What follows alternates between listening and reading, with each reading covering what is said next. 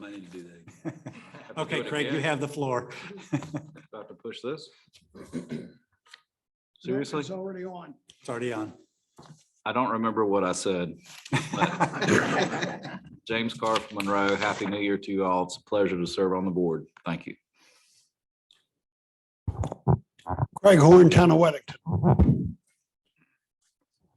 Hello, Brian Helms, Union County. Glad to be here. Glad to be with you folks tonight. Thanks for having me.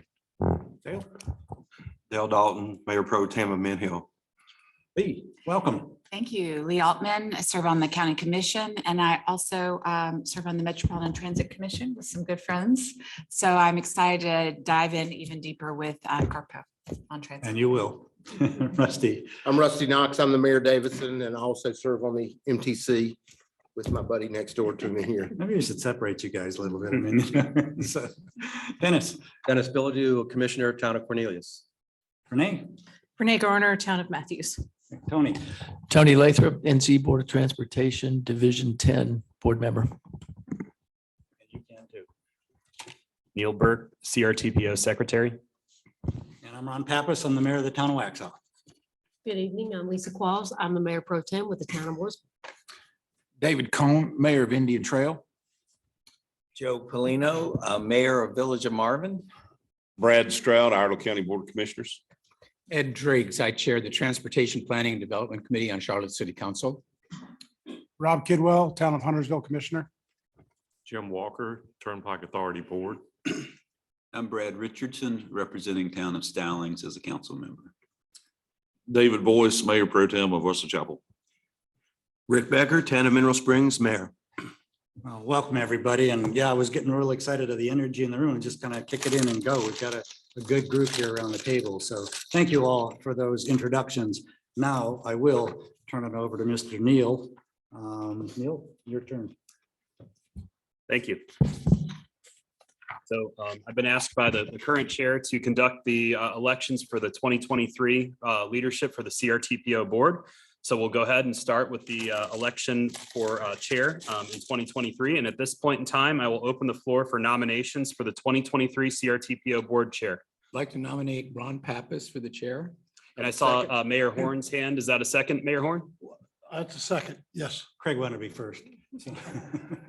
Bear with me. I only do this. It went for losing. The big guy gets all the credit, you know. I only do this once a year, so just bear with me. So the nominations were received. Do we have any other nominations? Okay, I do not see any other nominations for chair. Hearing none, nominations are closed for the chair. All those in favor of electing Mayor Ron Pappas as chair for 2023, say aye. Aye. Are there any opposed? Motion carries. Congratulations, Mayor. Thank you. Thank you very much. All right, at this point, we'll move on to the election of vice chair of the CRTPO board for 2023. At this point in time, I'll open the floor for nominations for 2023 CRTPO vice chair. I would nominate Lisa Qualls. Second. I see the nomination from Mayor Knox and the second from Commissioner Rob Kidwell. Are there any other nominations for vice chair? Hearing none, nominations are closed for vice chair. All those in favor of electing Mayor Pro Tem Lisa Qualls as vice chair, say aye. Aye. Are there any opposed? Congratulations, Lisa.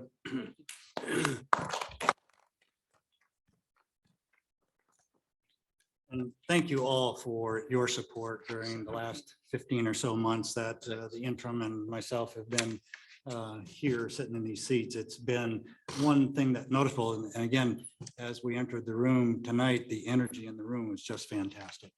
And we hope to continue that. We hope this collaboration of all of us will come to some good things happening for our board. And we are very satisfied and thank you for supporting us in this effort. Ditto, Mayor. Ditto, Mayor. All right. All right, so first item on the agenda is the adoption of the agenda. So can I have a motion on that, please? Motion to adopt the agenda. Second. Second, you guys are quick today. I like you guys. That's great. All right, we've got the motion and a second up. All in favor? Aye. Any opposed? All right, now we're going to open up the public comment period. And here we have 3 speakers, I think, tonight. And so The first one, do we have Karen? Is it Fundley? Okay, very good. If you'd like to go up to the podium up there and hopefully you get on the microphone side, you get some assistance over there from our tech guru. And you've got 3 minutes to be able to do that. So just let him guide you and speak loudly and clearly right to us. Hello, my name is Karen Sundley. Come on up to it. Cowboy Lane in Charlotte. I thought more would happen before I spoke. We did But, that on purpose. Who live there are very passionate about where we live, and it's very peaceful, it's very calm. It was part of, You can come a little closer to it's the part mic. of the unincorporated part of Charlotte. It used to be all farmland and everything, and you know, time is marching on. Anyway, we care very much about our neighborhood. And we're very concerned about the possible Fred D. Alexander Boulevard realignment and how it will most likely negatively affect our homes and our little neighborhood.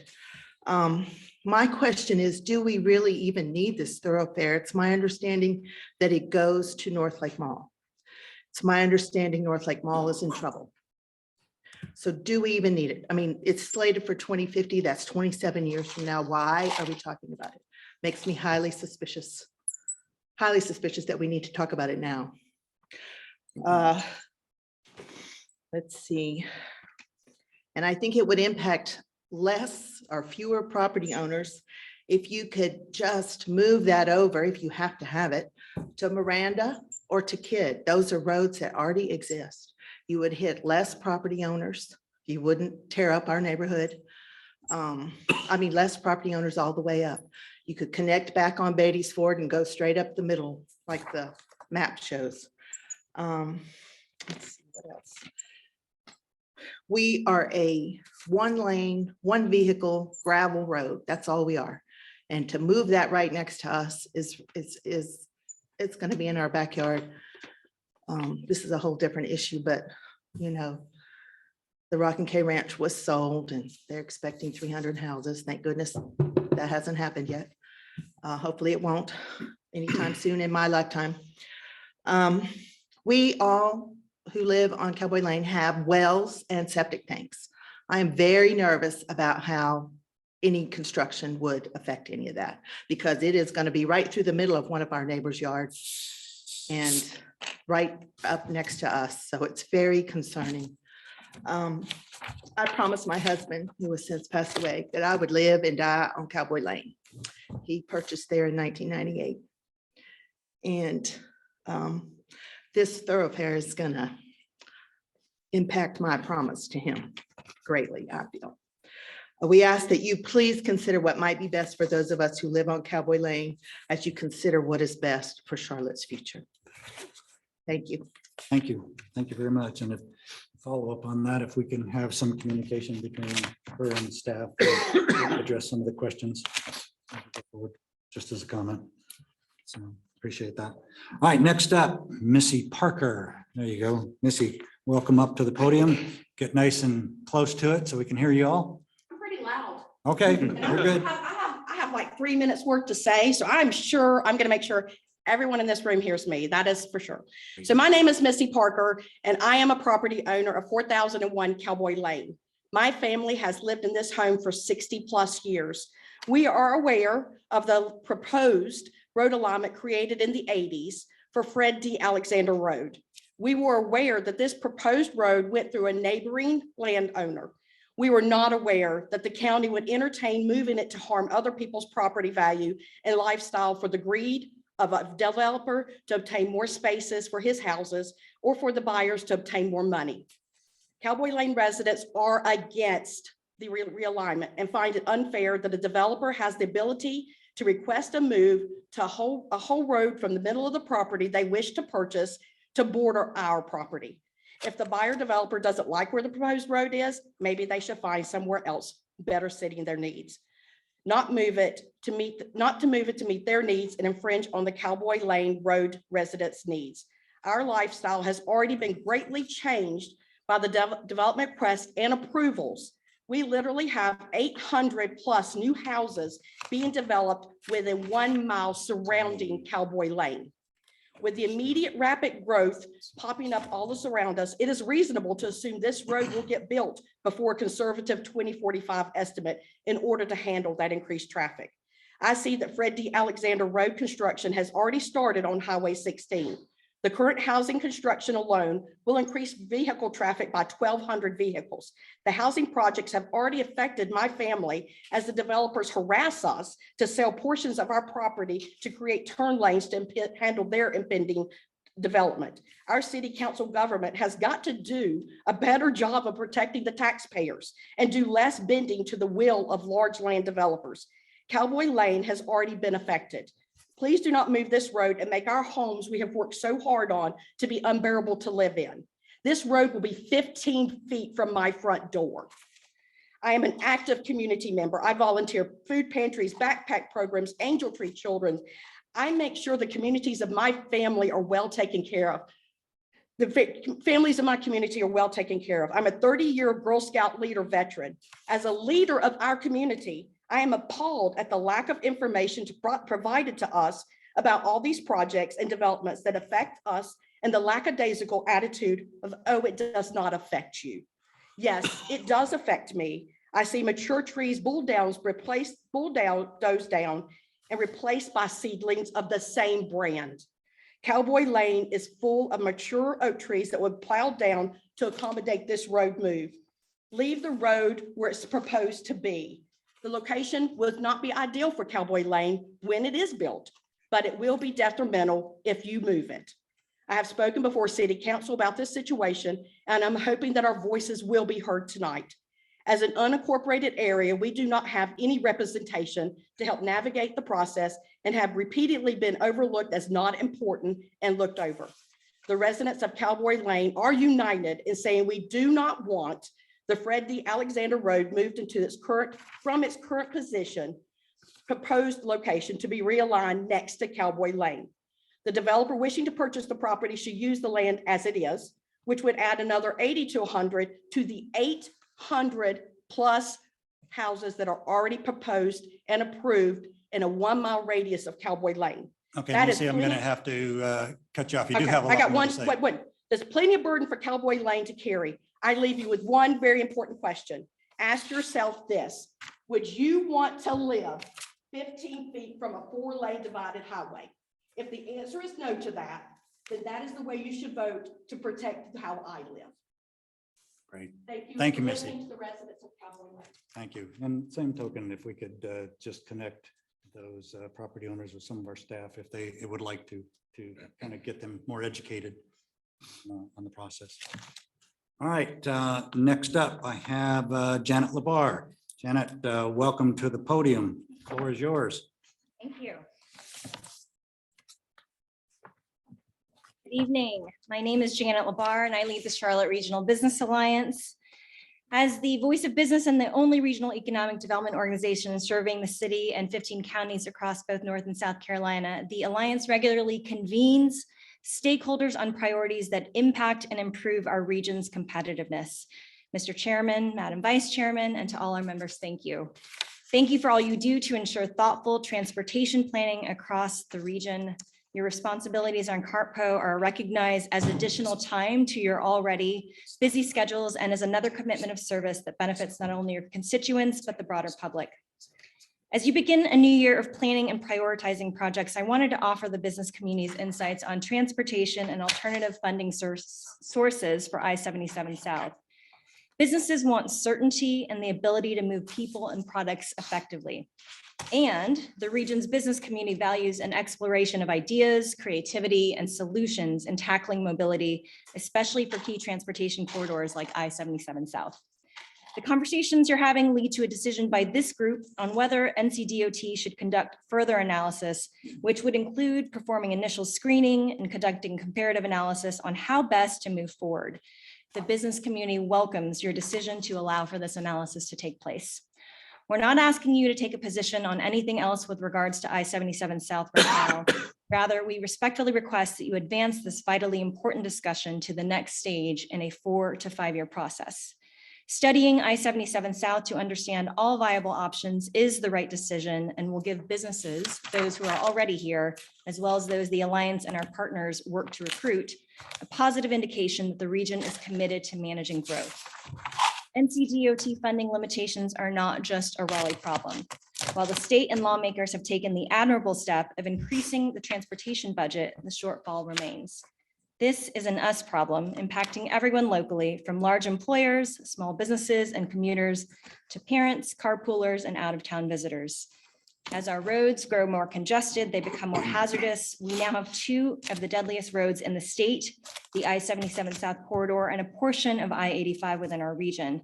In the last 5 years, 85% of crashes on I-77 South were congestion related. We have to continue advancing ideas to ensure safer roads. And traffic is not our only concern. Our region is losing ground and our competitive advantage. In 2019, the region hit 53 annual hours of commuter delay. For perspective, economic growth rates begin to slow at 37 annual hours and economic growth stops at 180 annual hours. We've got to keep advancing ideas that widen our competitive edge. And I-77 South is not just a commercial corridor. 40% of the region's population lives within a 3-mile radius of this section of highway. And if projections are correct, 700,000 additional residents will call this 3-mile radius home by 2050. A football game can bring I-77 South to a halt, not to mention rush hour. So how do we update our infrastructure to plan for and then safely absorb that many people? Again, we have to continue allowing for ideas in advance of our dynamic growth. Without the application of NCDOT's resources and expertise to help with the analysis, there is no clarity in determining the best solution for I-77 South, and it's just too important of a corridor not to examine comprehensively. An additional 1.5 million people are estimated to be living in this region by 2050. Outside other options, the earliest we can expect any changes to I-77 South is 2045, and that projected delivery date is without a single delay in planning, financing, or construction, and surely we are wiser than this. Our community is depending on us to make sound decisions, so we support and ask to NCDOT to provide a plan B for consideration. You all have shown great leadership in never stopping the transportation conversation. CRTPO shows up, you listen, you debate, and I want you to know that the business community sees this, and we wholeheartedly say thank you. I-77 South is a critical corridor and deserves exploration. So please allow NCDOT to provide analysis and answers to this challenged area of our region. Thank you and have a good evening. Thank you, Janet. Appreciate that. All right, we'll move down to, I'm going to have Mr. Burke talk about the ethics awareness and conflict of interest. And you could also talk about the ethics clause. Sure. In accordance with the State Government Ethics Act, it is the duty of every board member to avoid conflicts of interest. Does any board member have any known conflict of interest with respect to any of the matters coming before the board today? If so, please identify the conflict and refrain from any participation in the particular matter involved. I do not see any conflicts amongst the board members, so I'll go ahead and just take a second to remind everybody. I sent an email out to the board last Friday regarding the requirements of all CRTPO board voting members and any voting members of an MPO across the state for that matter to file their statement of economic interest and real estate disclosure forms. For returning members, it should be a pretty easy process, and we recommend you do that electronically. For new members, it's still pretty easy. It's something you can file both forms within 20 minutes. We have a great ethics liaison, Suzanne Singh. I've copied her on the email. If you have any questions, feel free to reach out to her, reach out to me. The deadline is April 17th. And please read that email I forwarded you from Suzanne. There's a lot of helpful hints in there that'll help make filing both of those forms pretty easy for you all. So looking forward to seeing compliance across our board here pretty soon, well before the April 17th deadline. Thank you. Don't wait, get it done. It sneaks up really fast like everything does. So go ahead and get online. I think the link is on your email to be able to do that. Those who haven't done it already. So appreciate that. All right, we're going to move to the consent agenda today, since we didn't have any changes to the adoption of the agenda in total. I'm going to look for a motion to adopt tonight's consent agenda as published. So moved. Second. Second. Motion's up. All in favor? Opposed? Unanimous. Thank you. All All right, next item up, there's some action required. So we have Andy up there. He's already running up to the podium, which is great. This is on the Fred D. Alexander Boulevard alignment, CTP amendment. So the floor is yours. All right, good evening, Happy New Year. Again, I'm Andy Grimsby, Charlotte DOT. I'm going to bring this item to you. You've heard from Ms. Sundley and Ms. Parker. So I'm trying to answer some of the questions that they brought up. If you have other questions at the end, please feel free to ask. I was at your November meeting to open public comment, and now we're bringing back the item for action. So this is the action requested today to approve an amendment of the future Fred D. Alexander Boulevard alignment in the CRTPO Comprehensive Transportation Plan as requested by the Charlotte Department of Transportation. I'll go into a little background. Fred D. Alexander is a proposed road that is kind of in between the area between 45, 77, and 85. This is a rapidly growing area, as was mentioned by the speakers. And we need to provide a more robust network over time so that not everybody is going to have to go on the existing roads. We need to kind of provide more options as this area grows. This is the corridor. It goes approximately from, like I said, from 85 towards 77, kind of splits up the area between 45 and the 77 area. A portion of the corridor shown in blue was constructed by the city of Charlotte a few years back, opened into traffic in 2012. The remainder in red would be built by either the NCDOT or the Charlotte Department of Transportation, which is yet to be determined. City of Charlotte has submitted the northern portion of this corridor inclusion in both the 2045 and the 2050 MTPs or Metropolitan Transportation Plans, but it was not included in those plans. So that means at this point, it is not expected to be funded by the NCDOT prior to 2050. The portion we'll be talking about tonight is in the portion shown in the blue oval. So this map shows the alignment as shown to you at your November meeting. The development triggering the realignment, as was mentioned by the speakers, is shown in blue. The map also shows the existing alignment in orange, and the proposed alignment for you tonight is a dashed blue line. One question was, what is the need for this? And as I mentioned, this is a rapidly growing area, and there's not a lot of connectivity between, again, the 85 to 77 area, other than 45, which is open. Over time, those are all going to be again, we're talking, this is a long-range plan. The best we can do is try to preserve the corridors the best we can until those roads will eventually be built. So the developer did ask if there was a way to move the alignment, and we do this frequently. We work with developers to see if there is ways of moving alignments while still keeping the intent of the corridor, but making it better for development and also for other developments in the area. So what we did, staff looked at other options, and because of the development, for example, down here, it kind of limited going that direction. There's a pond on the property. And if you see, and again, this alignment came up in the 80s on the old thoroughfare plan and then moved to the comprehensive transportation plan. I was not involved back then of how the alignment was chosen, but a lot of times when alignment may make sense 20 years ago, 40 years ago, it may not make sense today. And we try to be realistic and work with developers to seize opportunities as we can to at least preserve a corridor. And that's all we're doing today, is preserving a corridor for a future road.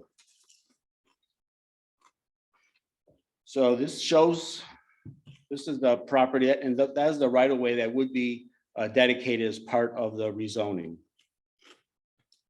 And this rezoning was approved by Charlotte City Council on May 23rd of last year. As part of the rezoning, developer is dedicating 110 feet of right of way, which is shown in blue. So it's all on their property, and it's south of Cowboy Lane. It is not on Cowboy Lane, it's all south, so it's solely on their property. And the area, as part of the development process, CDOT staff do try to work with developers. We're coming, to preserve or dedicate right away when we can as it develops. That's the only time we can really ask for those opportunities for property.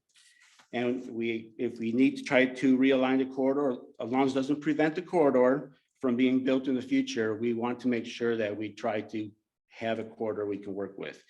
We've done that for numerous corridors over the years, such as East Conferential and Bryan Farms Road down in South Charlotte. I wanted to show you this graphic. This is the whole corridor. And I just want to show you that you can see in green and yellow pieces of the corridor that we have worked with developers in the past to try to preserve a corridor. Obviously, the ones in red, there's no right of way, and those give us a little more flexibility. But as this corridor slowly turns green and yellow, it kind of limits the flexibility of moving the alignment. As I mentioned, the old thoroughfare plan showed the alignment in the first place. Sometimes routing of corridors can change as development patterns change. Something that made sense 40 years ago may not make as much sense today as patterns change. And we try to be flexible as development plans come in, seeing if there are alternatives that still meet the intent of the alignment. The portions in red, as I mentioned, are still portions that we can work with as development happens. Ultimately, what we're trying to do is preserve a corridor that would prevent large purchases of property and buildings later on when the project is eventually built, even though it may be many years in the future. So going over our public engagement, after your November meeting, we started the public engagement process the next day. That was November 17th, and we met the 30-day period, which ended in December 16th. We sent the letter, which is included in your packet, to every property owner within 200 feet from either the existing alignment or the proposed alignment, which is about 231 parcels. We also had a media release from CRTPO, which was released on November 18th and also posted on the CRTPO's website and social media accounts. We also mentioned in the letter there was opportunity to speak at tonight's meeting. So we received 4 comments, which I'll briefly go over and talk about what they were and how we resolved it or responded. The first comment was from Mr. Walter Nelson, which is the property shown in yellow or light orange. He had questions about the parcel being developed and the corridor's impact on his property. He asked if the action meant that his property was being taken. I explained to him that this was not the case, and the property would be purchased at the time that the project was funded, or if the property were to redevelop in the meantime, we would again try to work with the developer to see if we could get the right of way dedicated or reserved. We also received comments from Karen Sundley, who spoke to you tonight, in purple, Missy Parker in light blue, and David Kemp and Shannon Finn shown in yellow. As the speakers mentioned, they're along Cowboy Lane, which is a private street adjacent to the future corridor. They had overall objections to the alignment based on impacts to their properties. They also had specific design questions about the road, such as driveway access and sound walls, as well as questions about what the real timing of the roadway construction was. As I mentioned to you, if any project that has to go through state funding has to be in the approved MTP. MTP currently goes through 2050. This project is not in there. So unless things change, it is not scheduled to be done before 2050. Ms. Sundley proposed options of maybe routing through Miranda, and we looked at that. That would be right here is Miranda. There's still the issue of getting back to Beatty's Ford Road and beyond. So there's still, that wasn't really solving it. So we really did look at other options. There's just not a lot, but we thought that by moving it along the property line, it allowed for a viable corridor without impacting, or at least allowing for future development if and when it occurs. So after review of the comments received, CDOT staff are still recommending the proposed alignment as shown. The alignment preserves the viable corridor while allowing opportunities for future development should they occur. Especially in rapid growing areas, it's critical to not miss opportunities to preserve the ability to construct these thoroughfares in the future. This is the alignment that was brought to the Technical Coordinating Committee at their January meeting, which provided a recommendation to approve to the carpool board. So again, the action is as shown, and if there are any questions, please let me know and I'll try to answer them. All right, thank you, Andy. Any questions from the floor to our presenter, Mr. Driggs? The speaker mentioned that the road would be 15 feet from her front door. I assume we don't really build a road like that. So is the assumption that the property situation will change by the time the road is built? Yeah, and again, I did receive a lot of questions about impacts of a road. And again, there is no funded project. So all we're trying to do is preserve a corridor. The details of the road would be established when the road was actually funded. As we do it for all construction projects, we work with neighboring property owners to try to eliminate impacts and address it at that time. And we would make sure, so I can't speak to the 15 feet. I assume that might be from the front door to the edge of Cowboy Lane, I'm thinking. But again, I can't tell you exactly where the road would be within that 110 corridor. But it is, again, off of Cowboy Lane, and it's all on the property owner who's developing that property.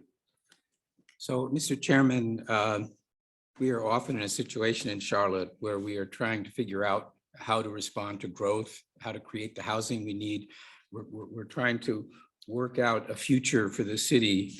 And in the course of doing that, whether it's through our UDO, through our transportation planning, we find ourselves in situations sometimes where things need to happen for the greater good that people nearby don't like. And it pains me. I mean, I hadn't heard those specific objections we heard tonight, but I do believe in the context of a lot of the challenges we're facing and given the long time horizon until any of this actually happens, that we should approve this.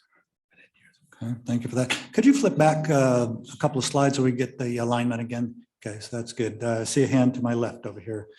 Lee? Thank you. I really appreciate the residents who came to speak. I'm very moved by both of you, especially the woman who spoke of her husband and the commitment she made to him. Is your answer the same with respect to the sound walls that were requested, that no one can say because it's too far in the future, because that would seem like an important accommodation also? And those are all impacts that we look at as part of project development when it occurs. So let's hypothetically say it is a state project in 2055. They would have to look at all those types of provisions, and the sound walls were oriented, and landscaping or berms or whatever. So those would all be detailed when the project was actually funded. Yes. Craig? Two questions. First, could you point out the properties that were referenced? Could you point out on the map the properties that were referenced? I saw that's the one where she said it's going to be 15 feet from her. That would be the light blue. Okay. Yeah, I was, okay. And then Ms. Sundley is. All right, second question is the process of actually building the road, getting the, this is the alignment.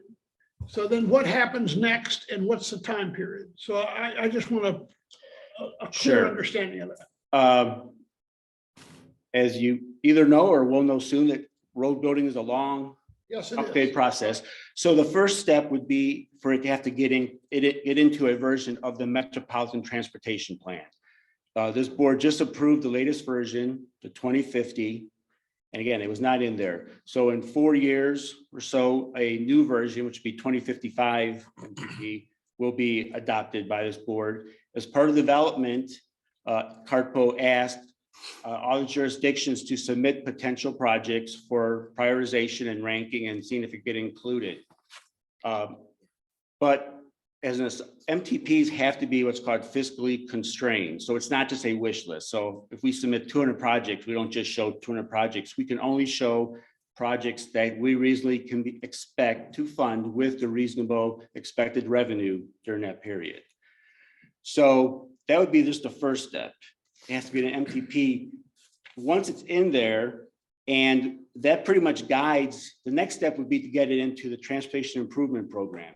But we would not go into the back of the MTP and submit a project, we have to go kind of in the order. So there would be all these projects that are shown in early years that would be slowly submitted for funding in a transportation improvement program. That's a document from the state, which pretty much shows, here's what we reasonably expect to fund over the next 10 years. So let's just say, I'm going to give an example. It's not how we submit it for the 2055 plan. Let's say it gets in there, it would be in the latter part of that plan. So it would be like between 2050 and 2055, if that's the way it went. Then we'd have to wait until all the projects in front of it were slowly put into the transportation improvement program, funded, and completed. So it would not probably be submitted for a transportation improvement program probably until about 2045, 2050. Those are just kind of estimates, but it can't skip to the front of the line. Right. It has to kind of go into order of what our approved plan is. So just in some brief summary for me, we're talking 25 to 35 years out. Correct. Okay. Thank you. Rusty. All right, so Andy, you said earlier that this new alignment was based on property lines. But I would like for you to pull up the blue parcel, which is the Rock and K Ranch, with that site plan of the development.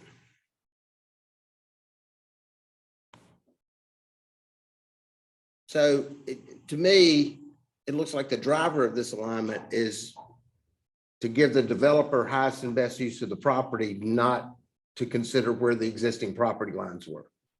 I might be speaking out of school there, but I see where your alignment is right now, and it would bisect this property. So the developer would have a challenge, and he may have to create an open space on the north side of that existing corridor versus gaining full benefit the way it is with the new realignment. So is the driver the developer, or is it property lines?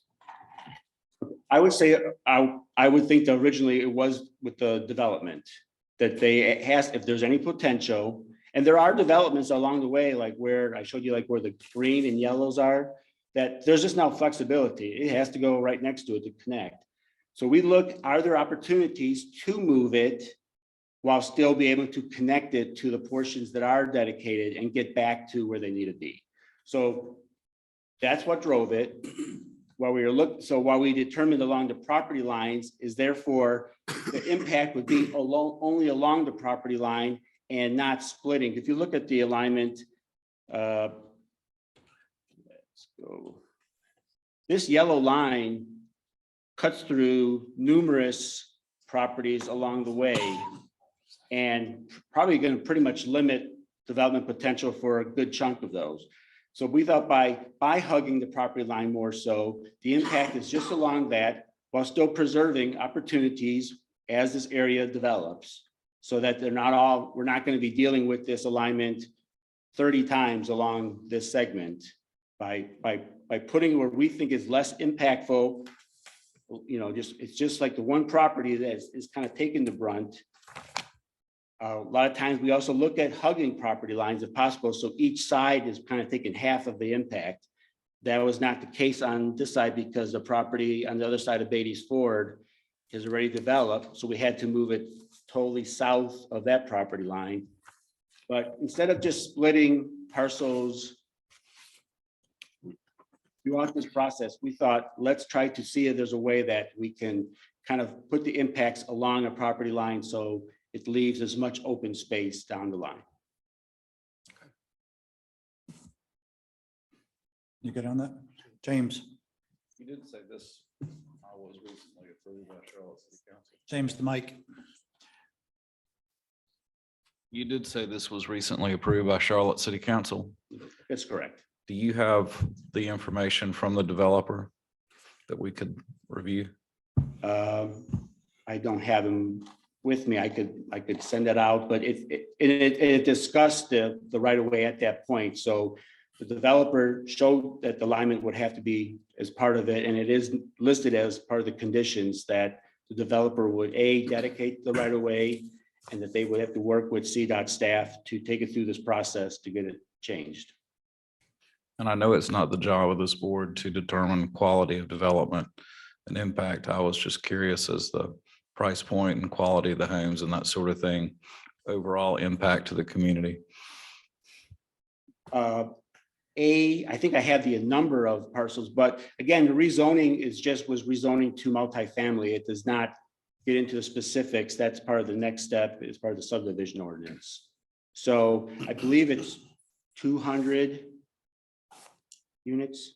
Do you have that? Mr. Chair, I have a printout of the final staff analysis. I can either give it to you or just respond to that question, but the petition in question pertained to 21 acres where the proposal was to put up to 123 townhomes at a density of 5.8 units per acre.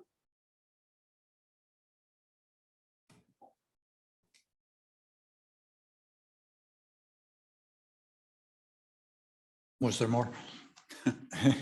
I don't know what else you want to know. I mean, there's a discussion here about why the city approved it and a traffic count.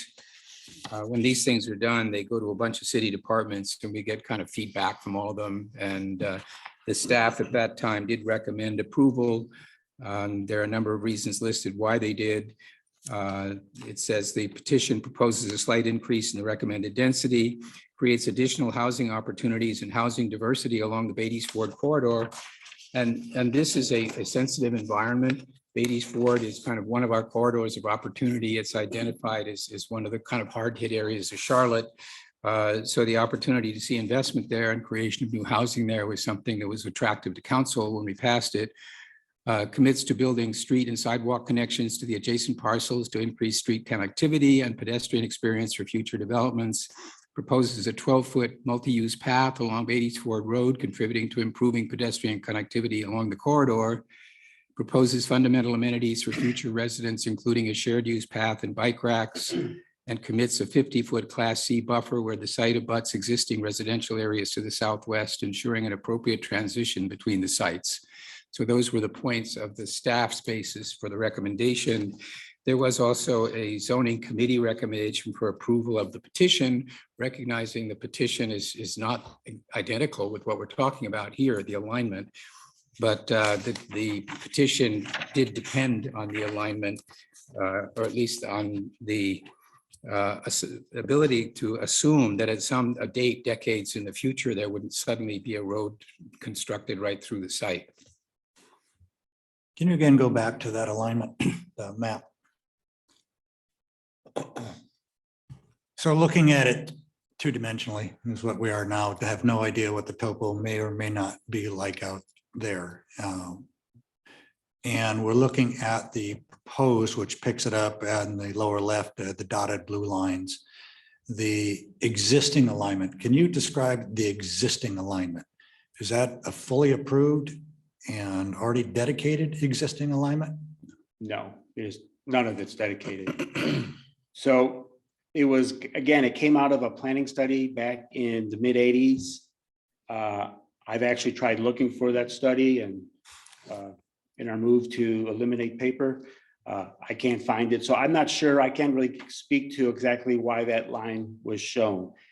Like I said, if we were to start it from scratch, we tried to put the impacts like along property lines and so forth, just again, so you're not just ripping through middle of properties. It just, we feel that makes more sense than just going through. So I can't justify why the yellow line was shown on here. We have an opportunity, the developer who will dedicate this right away, and we're just trying to save that opportunity so that down the line, the property is there rather than having to purchase and tear down and remediate. Okay, I have two questions. I'm going to go with Renee first here. Renee? I'm going to follow up a little bit on what Rusty was saying, and that, I'm sure that in part, the developer dedicating the right of way to this project is enticing to this particular alignment. But I also know what it feels like to have a plan for a highway in your front yard. And even if it's 30 years away or 25 years away, you sit there and look out your front door and think about the vultures that are circling and your quality of life diminishing, far off on the horizon. And that's not a pleasant way to live, and it lowers your quality of life. So my question is if there is something, a middle ground that could be reached where the alignment would get closer to the Brewer property and between the Kid and Pool property and not completely bend to the desires of a developer, putting the families that live there at a reduced quality of life.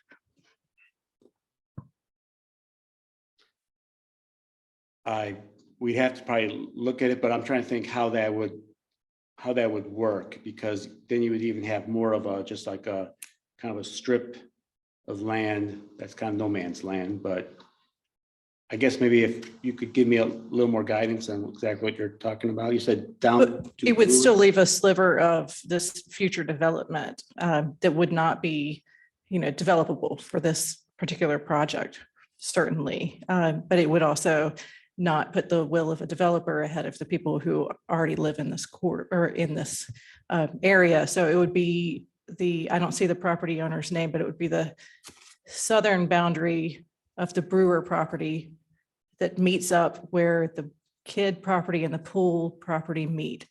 The southern boundary of the Kid property, the northern boundary of the Pool property. So to sort of lift up the existing alignment or lower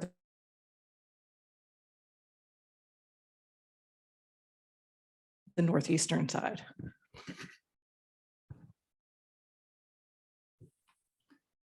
Mayor Becker.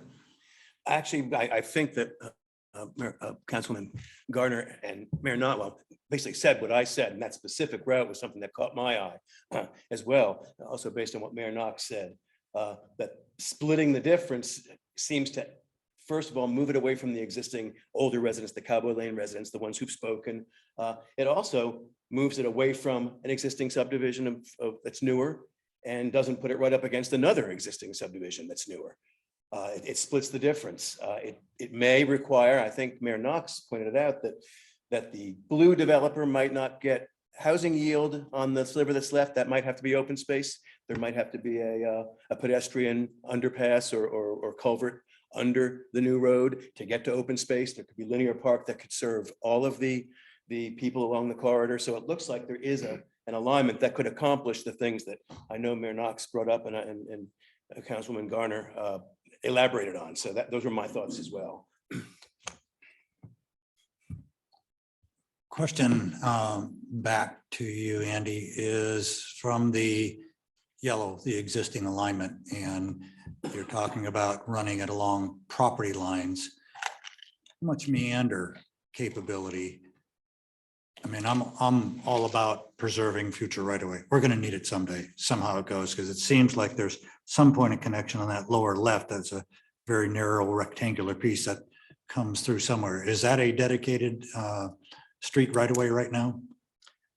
I'm sorry, on Lower left of the corner, keep going left, left, left. No, keep going yellow line to the very end of the yellow line right there. Yes. What is that?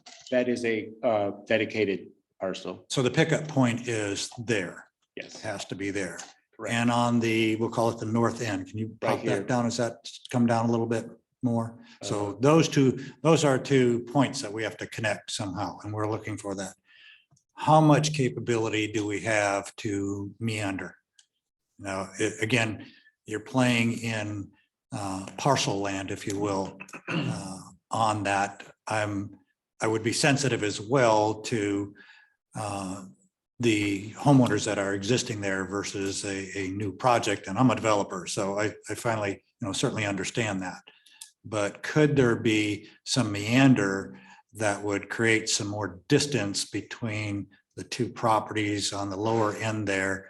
And even if they wanted to bring them back up to the red line and then meander back to, I'll call it the south. So where Pool's property is there. I know it seems like we're hugging along that northern development there. That's a property line that we've seen to describe. Could that line meander to give at least a decent yield on the developer property? It may or may not be reduced, but it's going to affect Pools property, I can't remember, Kid property there, and Nelson. And so could we get it along the, we'll call it this, somewhere along the south edge of the Pool property, and then at Point of Connect where the blue line is there, and follow those lines? Is that something that was discussed? And maybe Ed, can you address that a little bit and help out as well? So again, I'm looking at a map two-dimensionally, so if there's a hole in there that we can't cross, then that's a whole nother problem. When this came up in front of council, we made a land use decision. And so there wasn't that much discussion about the alignment issue. It was really just a question of whether this particular development kind of suited our purposes of creating more housing, bringing the cost of housing down, and also improving connectivity in that Beatty's Ford Railroad area. So I don't remember details of a discussion about alternative alignments. Okay, and this is not an approved subdivision yet because of this issue, right? Is that correct? Okay. No. Rob, sorry. Thank you, Mr. Chair. A couple of things. Now, Rusty and Renee kind of stole a lot of my key points. So stop cheating off my papers, please. You guys are passing notes, I know. But just as a point of reference, with the development and saying they'd have to split it. The Vance Road extension in Huntersville that attaches or, was slated to attach to Gilead, which just got completed this year. Developer came in many years before I was on the board and said, we want to put in a nice neighborhood here, but there's this road that's going right through it. And well, they had to build around it. Unfortunately, I think this is what the developer is going to have to deal with here, or in my opinion, is they're going to have to build around it. There's a road there. In the 80s, for some reason, we drew a line. We've lost the paperwork on it. I'm looking at Google Maps, trying to figure out how you're going to connect it over here to Reams to get to North Lake Mall. And when I pulled a lot of these parcels up on Polaris, the land is owned by the HOA, so it's not dedicated as we go north towards North Lake Mall. So it's, and as you said, it's 50 years out, 40 years out, whatever it is. Yeah, I think we are making or this is asking for us to make a very big move in terms of for the developer and not the corridor. Had the developer not come to the city council or CDOT, would you have even looked at this? No. Thank you. But like I said, though, we basically treat any developments as we come in. So. Joe. Thank you, Mr. Chair. Thank you, Mr. Chairman. As I look at this, and we look at, just so you know, all towns are dealing with this. We're one of the busiest states that people are moving to. But we as a town, in our town, we try to follow the idea of do no harm. And when you look at the roads, I'm just looking, it's hard to tell with the scale that you have at 400. The notices go out to people within 200 feet, I think you said. Right. So when you look at this, is there any thought that's been put into where, because if you're moving it up to where the proposed is, it appears you're affecting more property owners than where the yellow line is drawn there. So has there been thought put into different avenues which affects less homes, I guess is my question, which is maybe what Rusty and Renee were. But if you, we did look at that, and right now, for example, let's just say east of Beatty's Ford, you're going through 1, 2, 3, 4, 5, 6, 7, 8. This way, this is just 1, 2, and this is the same owner. So.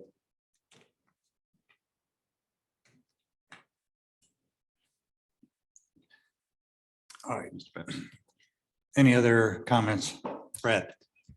Sure. Thank you, Andy. I haven't heard anybody dispute the need for the road. That was a question asked by a speaker. Why do we need the road? I'm convinced that we need connectivity between the two interstates. I don't think that's up for debate. It's good public policy, right, to have right-of-way dedicated as development happens. So I think what we're asking is the developer to cede more right-of-way to the to the city, that would lessen, that's really what we're talking about, meandering, moving away. That's simply saying, ask the developer for more right of way. My question is, Andy, what's the right of way dedicated 110 feet, I think you said earlier? What's the cross section anticipated in the boulevard? Is it divided 2 lanes? And what's the width of that with sidewalks and bike paths and all that? Do you know that? I don't know, but I think the 110 is to look at, yes, a 2-lane with median, planting strip, sidewalks and so forth. Yeah, I know a little bit about how Charlotte builds roads, right? So I don't, again, I'm sympathetic. I also know that we've had this issue generationally in our community. And it is part of growth. I would just wonder the distance from the property line and what the treatment of the boulevard is. Is it a curb, gutter, traffic, or is it tree, sidewalk, bike path and such?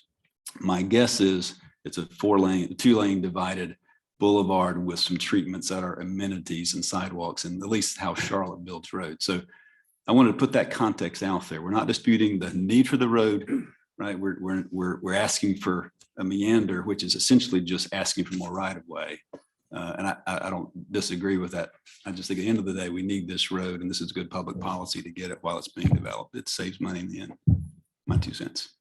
I would agree. Ed, you want to speak? Yes, Mr. Chair, from what has been said around the table, it feels to me like there's at best a kind of a mixture of points of view here.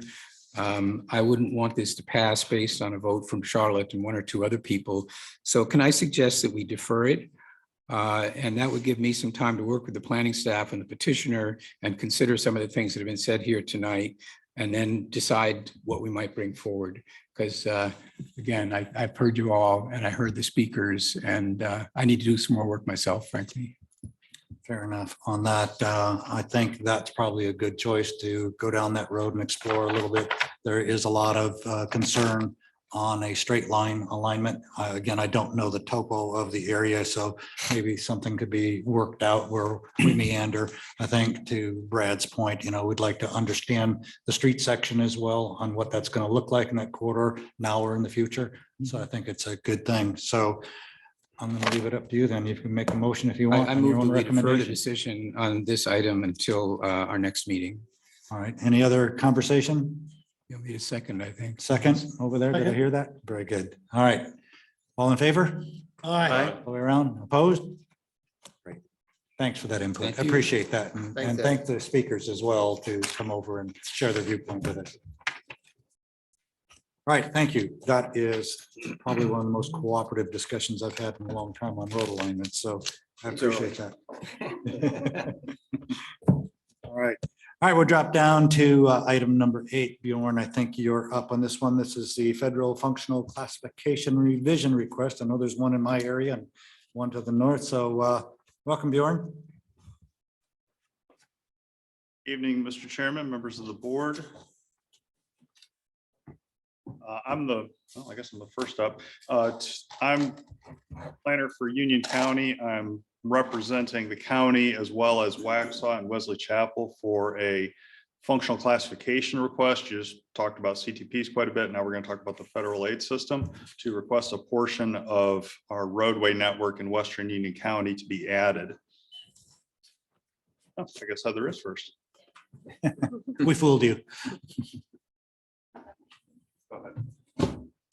Good evening. My name is Heather Maloney. I'm the transportation planner for the town of Huntersville. And I will be presenting on a request to have a section of Stumptown Road in northeast Huntersville. So we're requesting that we reclassify Stumptown Road as it's currently classified as a local road to be a minor collector between US 21 and NC 115 highways. So there's the section of the road highlighted in this red circle for context. And then here's some details. The section that we're asking to be reclassified is highlighted there in green. As I said, it's currently classified as a local road, but already functions as a collector, as a major east-west connector between Statesville Road, which is US 21, and Old Statesville Road 115 to the east. The current traffic count there is just under 8,000 or was that in 2016. And it's already projected to be at around 14,000 in 2045. And that's before even considering an extension that we have already started here to the east and will continue on this dashed portion, which will extend Stumptown Road down here to Rama Church Road, which is already classified as a major collector. So this is a funded project through the town's CIP in the coming years. And as part of that project, we will get a new railroad crossing right here marked in yellow across the Norfolk Southern line there. And with that new crossing, we will close 6 other previous crossings. So several private driveways marked in red. Rama Church Road's crossing will close as well. And there's an additional closing to the south here, not shown on the map. So with this future extension, we're going to see even more traffic along Stumptown Road. Statesville Road to the west here is also being widened in the next 2 or 3 years. So for that, all those reasons, we're asking that Stumptown Road be reclassified from local to a minor collector. So with that, if you have any questions, I'm happy to answer them. Any questions? On the horns, a similar problem that we'll talk about next as well. So if there's none around, I'll let you off the hook. Thank you. So now Bjorn, you can get up there. Thank you. So similar request here in Union County. Our motivation was actually stimulated by a town of Waxhaw councilwoman recognizing the issues in Western Union County along Cuthbertson Road and recognizing that there were multiple players involved and convened a forum on it.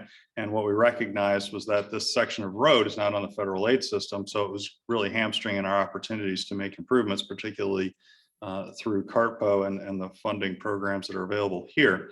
So this is part of a larger corridor all the way from Newtown Road to US 521 in South Carolina, and would complete that. That's state maintained. So this is the section that we're talking about here in blue, connects Newtown Road to NC 16 by a large commercial node. And then the portion to the west, it turns into Kensington Drive and then into Jim Wilson when it goes to South Carolina and Sun City. So the existing North Carolina federal aid system, the section to the west of Providence Road is actually owned by the town of Waxhaw. So that's why it's not on the federal aid system, but Cuthbertson Road is North Carolina DOT maintained, and that's why we're requesting it. And then the section in South Carolina doesn't show up on our map, but that goes all the way to 521. So this map that shows the destinations that are along the corridor, we have a middle school and high school, as well as a library, shopping center, a church. And we have received resolutions from Waxhaw and Wesley Chapel, as well as Union County Board of Commissioners. So this helps complete a network that we think will make sense from a connectivity perspective.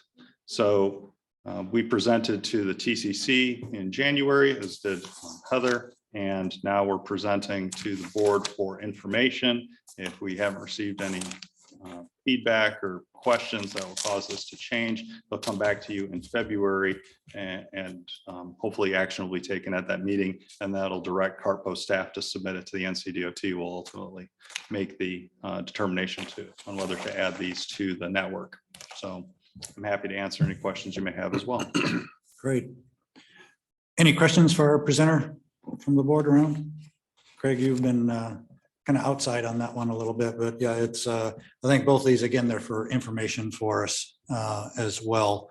I'll speak to a little bit of the one down in my area, just like the one up in Huntersville. We would all be looking for more opportunity for some type of other than us funding on some of those roadway improvements. And so this is the reason for these requests to reclassify. We did learn a little bit about the process, and it was one of my commissioners that brought forward, had a great forum, organized the county and Wesley Chapel and ourselves and DOT. And so this is, again, the reason for these types of requests for both of these projects. So again, this is informational. And if there's any other questions, please contact staff or directly. Craig, you've got a question there. Well, I just want to know what the process, what happens next. And you say it's informational, but so there's no action required tonight. Is there action anticipated by this board? That's correct. No action. This is informational tonight. And next month would be the request for action on the item. Okay. Mr. Chair, Yes, sir. this is going to be a dumb question. I've asked a lot of them, but the vernacular is confusing me. I looked through the packet just to understand what federal aid. I think of federal aid, I think of disaster stuff. This is not, this is just making these roads eligible for federal funding streams like the Highway Transportation Fund and all. It's got nothing to do with damage, That'd be correct. storms, that kind of, okay. Thank Right. you. That's No my dumb problem. question for the night. All right, any other questions, comments around the board? Okay, thank you very much for that. Thank you, Bjorn and Heather. Thank you for your presentations tonight. All right, so we're going to drop down to item number 9, the discretionary funds project call. Andrew, your turn at the podium. All right. Well, thank you, Mr. Chair. Good evening, board. Andrew Ventresca, I'm a planner with the town of Troutman. I also chair the Project Oversight Committee. Tonight, we're going to discuss the discretionary funds program, what the Project Oversight Committee is recommending for the 2022 fall call for projects. Tonight's presentation is informational only. We'll be back in front of this board in February to ask for an action on the item. I do want to say that it's important to note that what the POC presents to you tonight as recommendations is a recommendation, and this body will be the ultimate decision maker on how to allocate these funds. So what you're seeing tonight is just a recommendation from the Project Oversight Committee. This should be a review for you. This was presented to the board back in November. This is the amount of funding available by type. As you can see, we have $59.1 million available to allocate between 2023 and 2026. If any of you, particularly anybody that's new, has any questions about what these funding streams mean or would like any more information on these funding streams, feel free to reach out to myself or anybody on CRTPO staff, and we'll be able to get you set up and a little bit more information. This is a summary of the applications we have received. We did receive 34 applications. 5 of those are planning studies. 3 are specific to the carbon reduction program, which is a new stream of funding that we fell into this year. 9 are new highway projects. 14 are bike ped projects. 2 were shortfall highway projects, and we had 1 shortfall bike ped project. As you can see, the requested amount was 79.7 million. Again, we only had 59.1 to allocate, so we did have to cut $20.6 million. What you see in front of you is the recommendation of the highway projects moving forward. How these scored and the whole list was included in your agenda packet. So feel free to reference that if you have any more specifics you want on these projects. We did recommend 2 shortfall projects, as we call them, basically projects underway that have run into some financial hardship. One of those is in Charlotte, as you can see, and the other one is in the town of Davidson. And then the rest of the projects you see listed are new projects that are split between Charlotte, Davidson, Waxhaw, Mooresville, Union County, and Huntersville. These totaled $36 million. These are the recommended non-highway projects. The first 3 you see are EV charging projects. These are the ones we're considering using the carbon reduction funds on. I'll talk a little bit more about those on a slide in the future. But we're recommending 3 of those projects. You can see the amount of funding on the right-hand column, 1 in Matthews, 1 in Charlotte, and 1 in Indian Trail. And the rest of the projects you see are, excuse me, I said that wrong. 1 in Charlotte, 1 in Indian Trail, and 1 in Monroe. The rest of the projects you see are all bicycle and pedestrian projects. And the very top project, it's a $300,000 request from the town of Matthews. They ran into a shortfall on the 4-mile Greenway underpass. The last recommended set of projects that we're looking at here are planning projects. The policy document allows us to allocate $500,000 or 1% of total funding to planning projects. As you can see here, we have 4 of them. It equals $533,000, excuse me, roughly. And so the Project Oversight Committee is recommending we fund all of these 4 projects moving forward. This slide just breaks down the projects by type and the percentage of the ratio of the funding that was available. With the existing and the new highway projects, we've got 62% of total funding allocated to those. Non-highway projects, we've split these into the bike ped projects and the carbon reduction projects. As you can see, we've got 21% of the total funding to bicycle pedestrian projects and 16% of the total funding to the EV station carbon reduction projects. And then we do have the 1% to the planning projects, which I mentioned that our policy document allows. I did want to touch base briefly on the carbon reduction projects. These funds were made available to CRTPO in late July of this year. The policy document guide does not address these funds at all since they're so new. And the Project Oversight Committee has not had a chance to develop any criteria of how to use these funds or rank projects with these funds. So the Project Oversight Committee did decide to use these funds to allocate on the electric vehicle funding. The purpose of these funds is to eliminate carbon, and we feel that it meets the purpose of those funds. Again, these are just recommendations from the Project Oversight Committee. Next month, this board will be asked how they want to allocate this money. And February 2nd, the TCC will decide how they want to make a recommendation to this board. And again, at February 15th, this body in front of me tonight will make a final decision on how to allocate these funds. And with that, I'll open it up for any questions. All right, any questions? I know there's some comments about the POC and the process, so I know if you'd like to take that up a little bit. Lisa?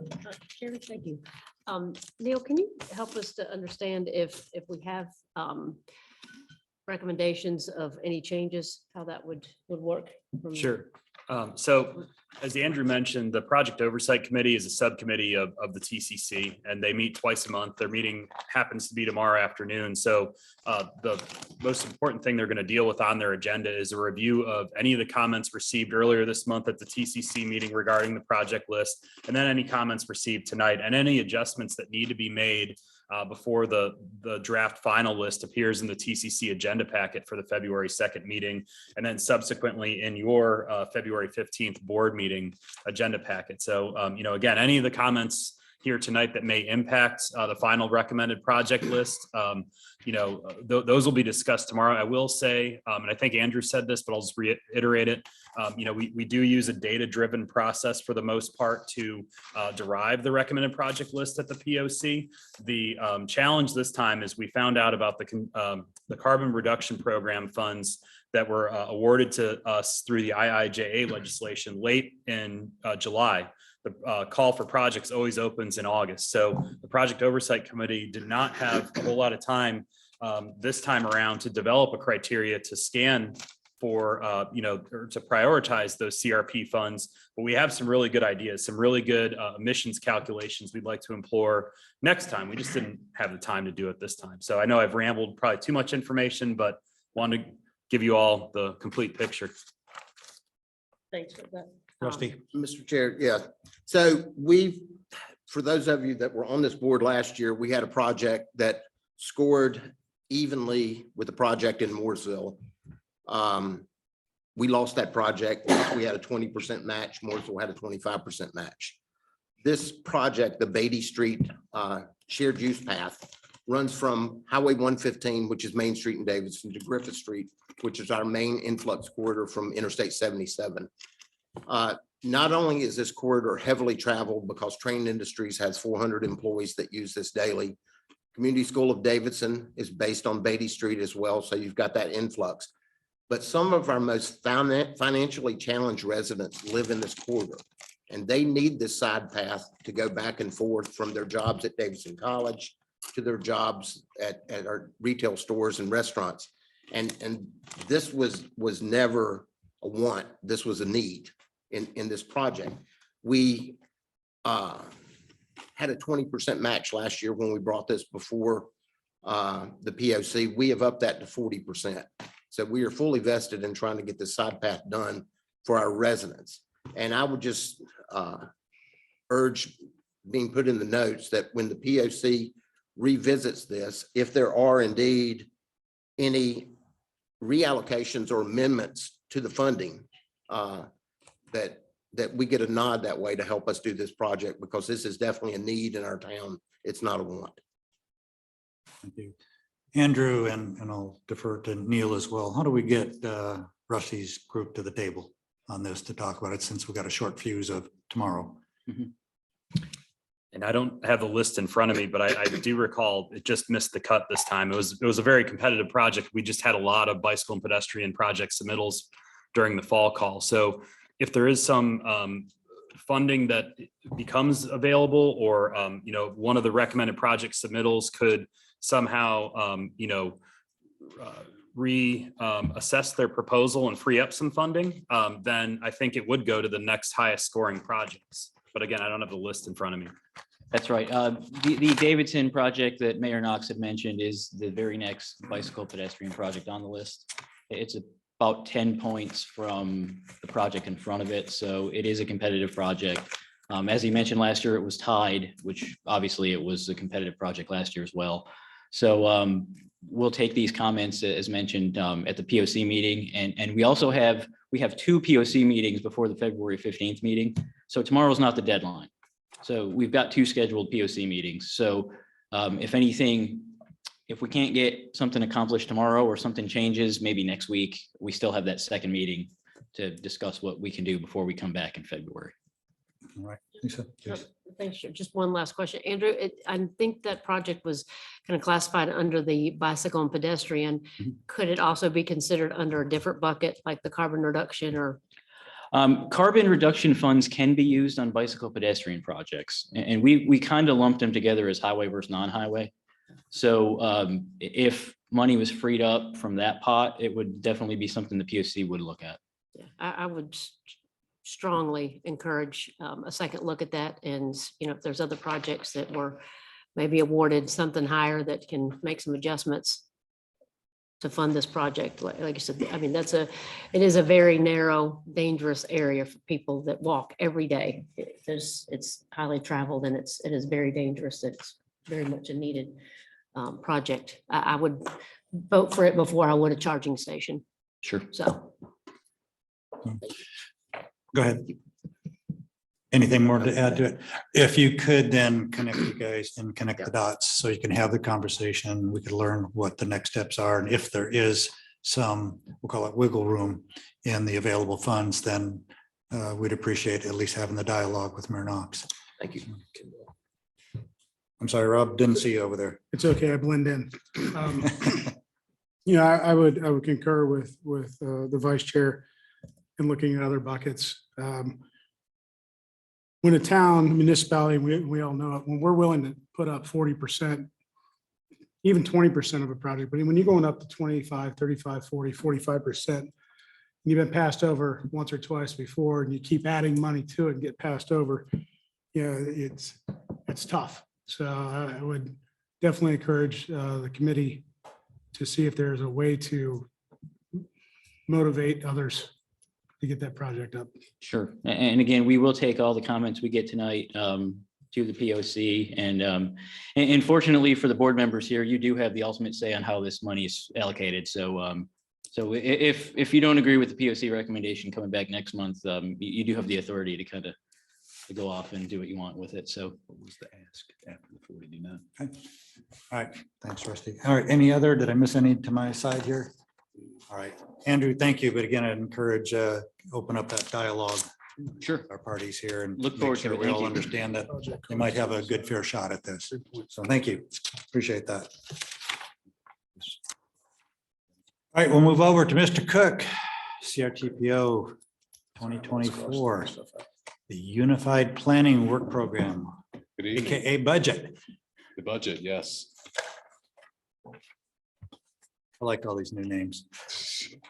So Unified Planning Work Program is just a fancy word for our annual budget. Also does provide a lot more information than just numbers, but that's essentially what it is. So what I wanted to talk about tonight is to very briefly explain what the UPWP is, provide a funding overview, talk about proposals that we've received for funding through the Section 5303 program from the Federal Transit Administration, talk about allocations, and then finish up with next steps.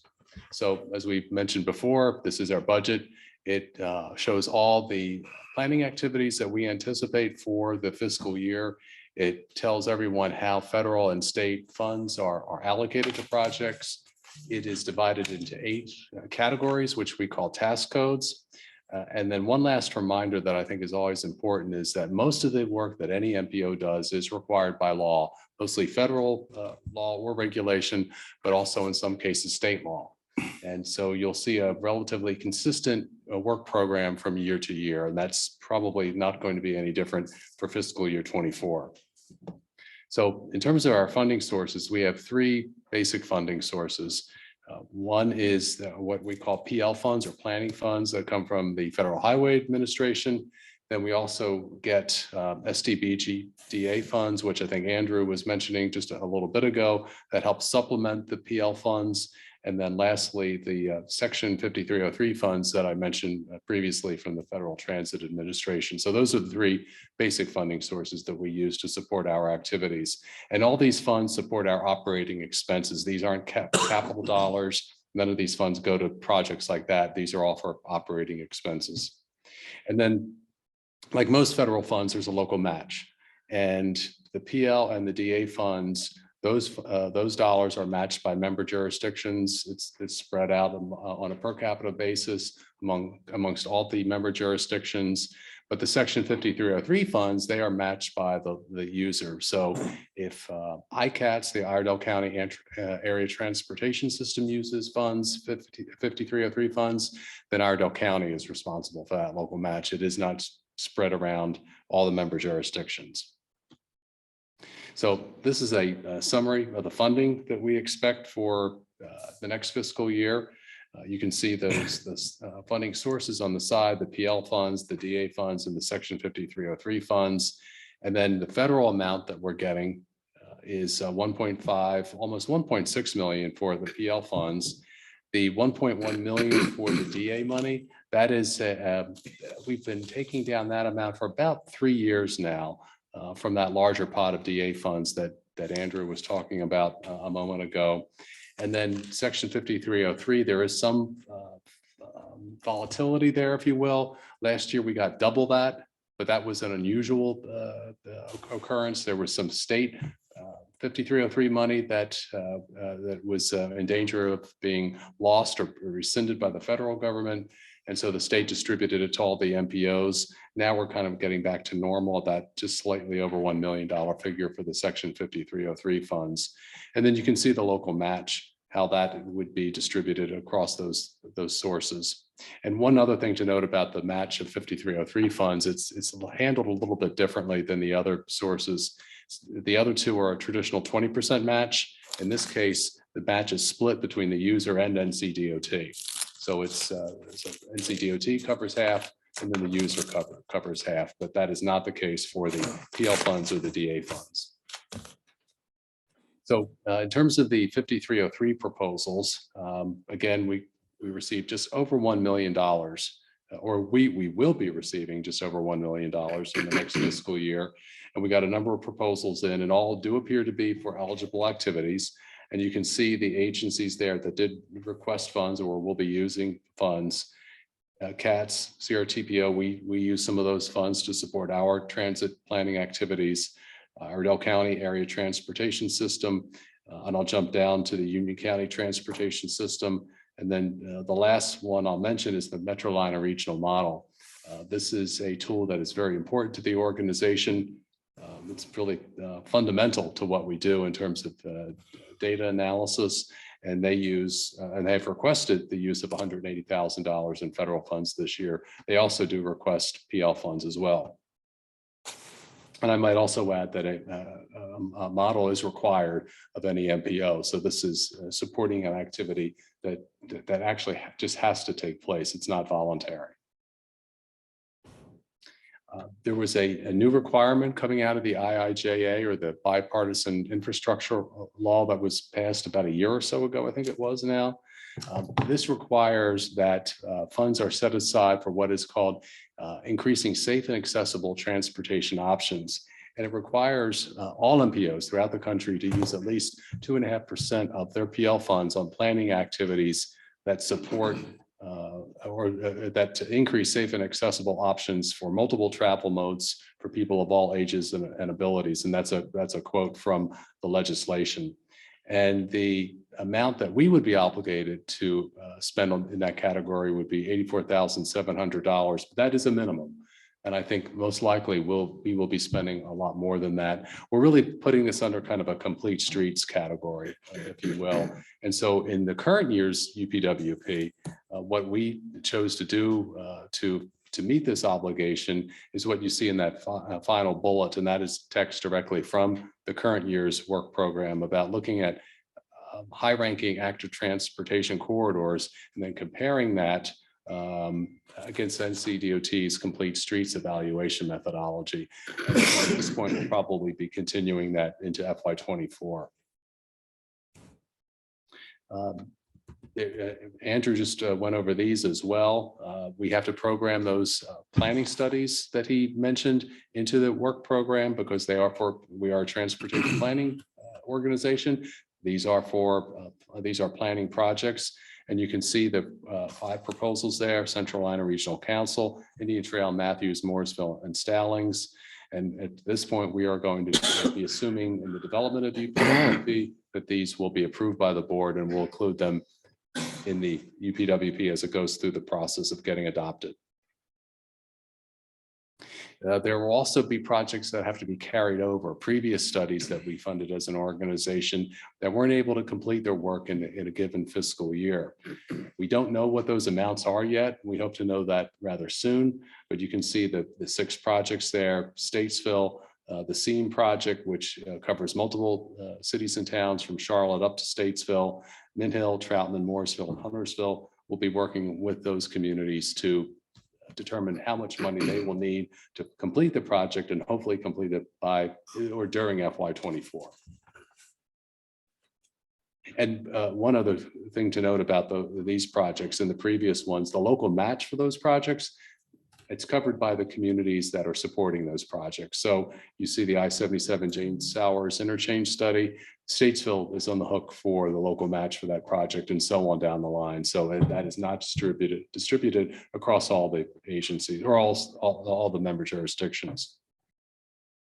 So wanted to get into a little bit into allocations, and we are not at a stage where we can give you dollars at this stage. We only recently received information about the first 2 quarters of FY23, and we use that as a guide for how we think we should be allocating money for the next fiscal year. And we only received that data, I think, on Friday, if I'm not mistaken. So there hasn't been a lot of time to plug numbers in, but you see under the possible allocation column there, percentages. And we think we're probably on the mark here in terms of what the final allocations will look like with dollar figures. But these are the task codes on the left that I mentioned. There are 8 of them. And so data and planning support the travel demand model that I referenced earlier, and also a land use model, traffic counts, a lot of data in this particular category. And so we're thinking about 21% of our funds will probably be needed for that category. The next one is planning process, which is kind of a catch-all in many respects, in that it takes in our comprehensive transportation plan, the metropolitan transportation plan, our Beyond 77 initiative, and so many other things that will need about 30% of the total allocation for that category. UPWP does not take up a lot of our funding resources, so you see 9% there. For the TIP, we'll have to look at that perhaps a little bit more closely to see if that's accurate or if it needs to be increased in some way as we continue through the development of the UPWP. Special studies, that's to be determined because we don't know what those carryovers are going to be at this stage. Getting into the remaining task codes, we have the regulatory requirements associated with Title VI of the Civil Rights Act and environmental justice. A lot of that is regulatory in nature, so it's not a lot of money. And a number of the activities associated with those two issues are embedded in other efforts as a part of the organization. It might be the tip, it might be the plan development, those sorts of things. So it looks like a low number or a low percentage, but other activities take place in other task codes. Public participation, we think 3% is probably going to be reasonable next fiscal year. For our statewide and extra regional planning efforts, that's where we work with our neighboring MPOs and other transportation planning organizations. We are engaged at a state and national level, so it's about 2%. And then finally, management and operations. Those are the things that keep us running on a day-to-day basis and vital really to any organization. This year will be a little bit different in that we'll be reassessing the memorandum of understanding, and that falls into that category. So that's a little bit different from most years. We only do that on a decade by decade, on once a decade basis. So that number may be a little bit higher than it has been in the past, but there's an unusual set of circumstances associated with this coming fiscal year. So we have some remaining issues. We do have to assess those first quarter and second quarter expenditures. We do want to finalize the allocations for the Section 5303 program. We think we're pretty much done with that for the most part. We do have to determine the amount to be programmed for a transit-oriented development grant that CATS received. This is extra money on top of everything else. We don't really touch it, but it does have to be in our work program. We just have to figure out how much we need to program next fiscal year. We do have to have some discussions about traffic counts and how our funds can be used, perhaps for any recurring counts that might support the Metrolina Regional Travel Demand Model or NCDOT, and that matter of the complete streets issue that I mentioned earlier and the 2.5 set aside requirement. In terms of next steps, we've already presented this first draft to the TCC earlier this month, and we're here tonight, of course. We'll hold a transportation staff meeting that will probably end up being in February. And in February, we will return to you with second draft of the work program, and we will hold another transportation staff meeting to review the development of the work program. And then in March, we'll come back for and ask for adoption of the work program for next fiscal year. Those are the issues I wanted to share tonight, and I'm happy to answer any questions. You've got a lot of work to do between now and March. So we're going to let you do that work for one, but any questions around the board? Joe? Real quick, thank you, Chairman. This is probably more for me than anyone else. Maybe all of you know this, but that 2.5%, that was about $84,000 for safety. Can you give me some examples of what that specifically would be used for?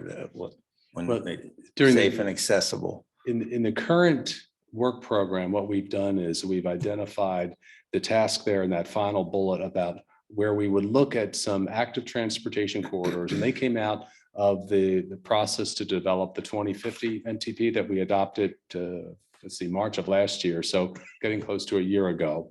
So to look at those corridors and then evaluate them against NCDOT's complete streets evaluation methodology to see if there are any gaps there, to see what we might have to do with any policy changes to effectively bring about a complete streets concept on some of those corridors.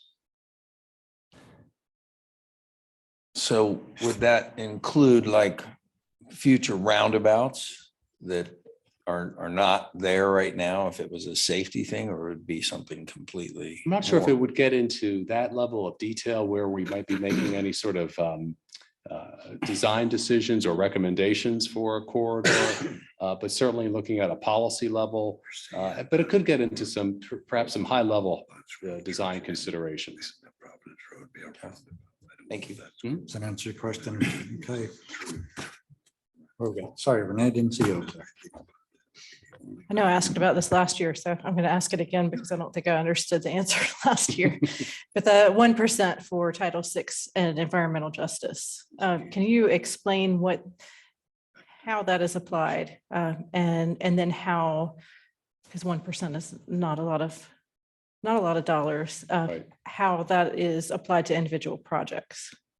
Title VI is, on the Title VI side of that, it is very much a regulatory sort of thing where we make sure that we are fulfilling all our obligations, our Title VI obligations, and that can be as something as simple as making sure that on our agenda packets, we have the Title VI text on there that talks to how, as an organization, we don't discriminate based upon national origin, gender, et cetera. So it's very regulatory. On the environmental justice side, it gets a little bit more away from the regulatory, and it's put into real practice. And one example of that would be when we are analyzing projects that are going through the development process at NCDOT, with the environmental review process. We often serve on project teams. Comments are requested of us, those sorts of things. And we'll conduct an analysis. We have a degree of impact analysis that we developed a number of years ago, where we attempt to assess a project for its potential impact on environmental justice communities.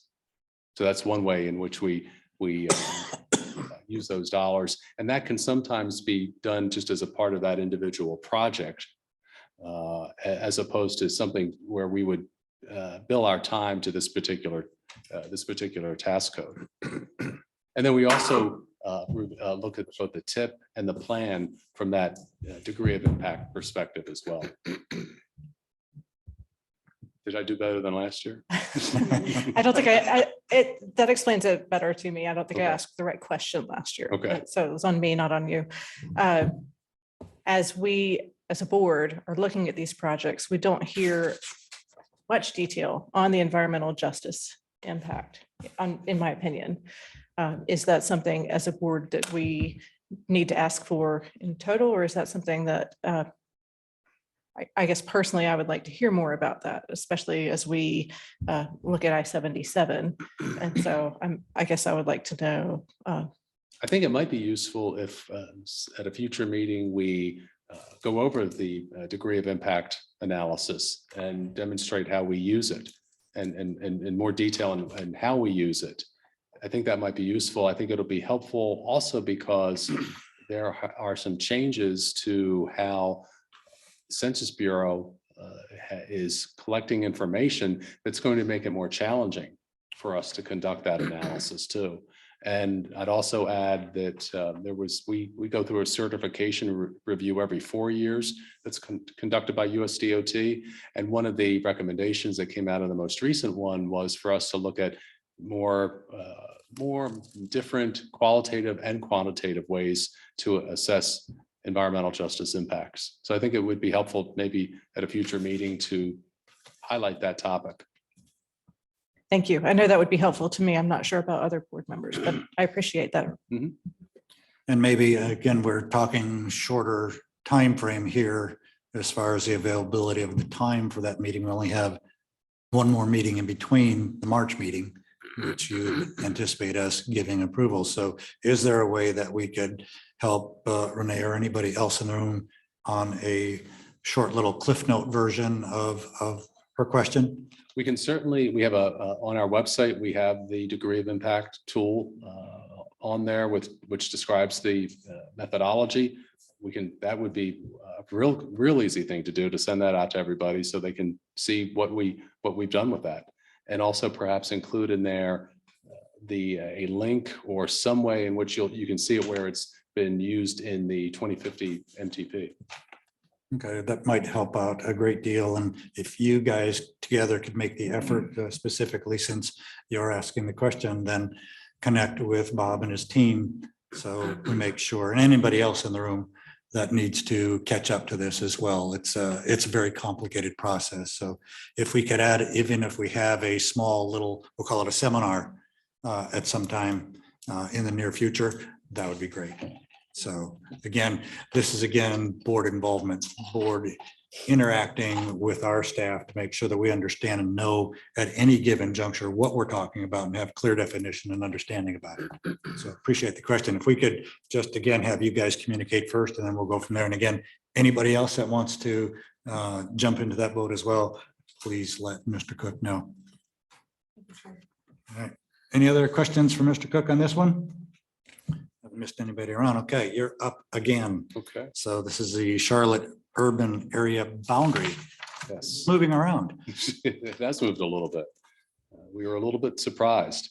What we want to do here to talk about the urban area boundary, and there was a memo in your agenda packet, which I hope explained the issue as succinctly as we could possibly make it. It is a challenging topic, and we won't go into this in great detail tonight. I think we'll go into some level of detail, but I don't want to get too far into the weeds. I know we have another agenda item, and we're always willing to talk about this offline as well.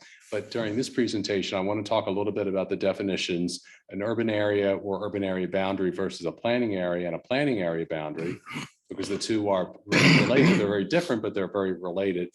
Talk about what happened, what, where, and why, and then talk about, show the urban area maps.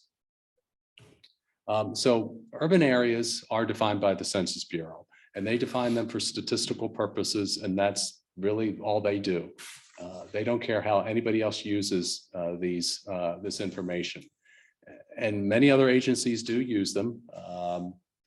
Federal agencies, state and local government uses them. I think some private sector entities uses the information as well. But the Census Bureau does it for its statistical purposes only, and how others use it, that's up to them. One of the users is the Federal Highway Administration. And for urban areas of 50,000 or more, the Federal Highway Administration says that those areas, because their transportation system, because of that population increase, or meeting that threshold, has become reached a level of complexity that they have to start doing things a little bit differently in terms of planning for their transportation needs. You can't rely upon a state DOT anymore to do it. You have to really take some ownership of it at a local level. And a census designated urban area is the minimum planning area for any MPO that is established. The planning area boundary is an MPO's area of jurisdiction, and that is developed in cooperation with the state DOT, the Federal Highway Administration, of course, any local government. And the planning area is established in a way that it's more art than science. The urban area is the minimum planning area, as I mentioned before. And then you take that urban area and you smooth it to establish a more logical planning area. And also FHWA guidance states that we should include areas expected to be urban in 20 years. And do we have maps in the, I thought we had some maps in here. In the packet. Okay. I guess they didn't get put in here. Okay. So talk a little bit about what happened. The urban area population increased by a little over 130,000 people, but the urban area decreased by 109 square miles. So that's fairly substantial decrease in terms of the land area. I'll go into why. And so you can see the summary there at in the table, with a population increase 1.2 million to 1.37 million, and then 776 square miles down to 667 square miles. So just shy of 109 square miles. And just want to go over where that contraction occurred. So in Mecklenburg County, we lost about 10.3 square miles for an area that has been transferred over to the Gastonia urban area. That's in the vicinity of the Whitewater Center.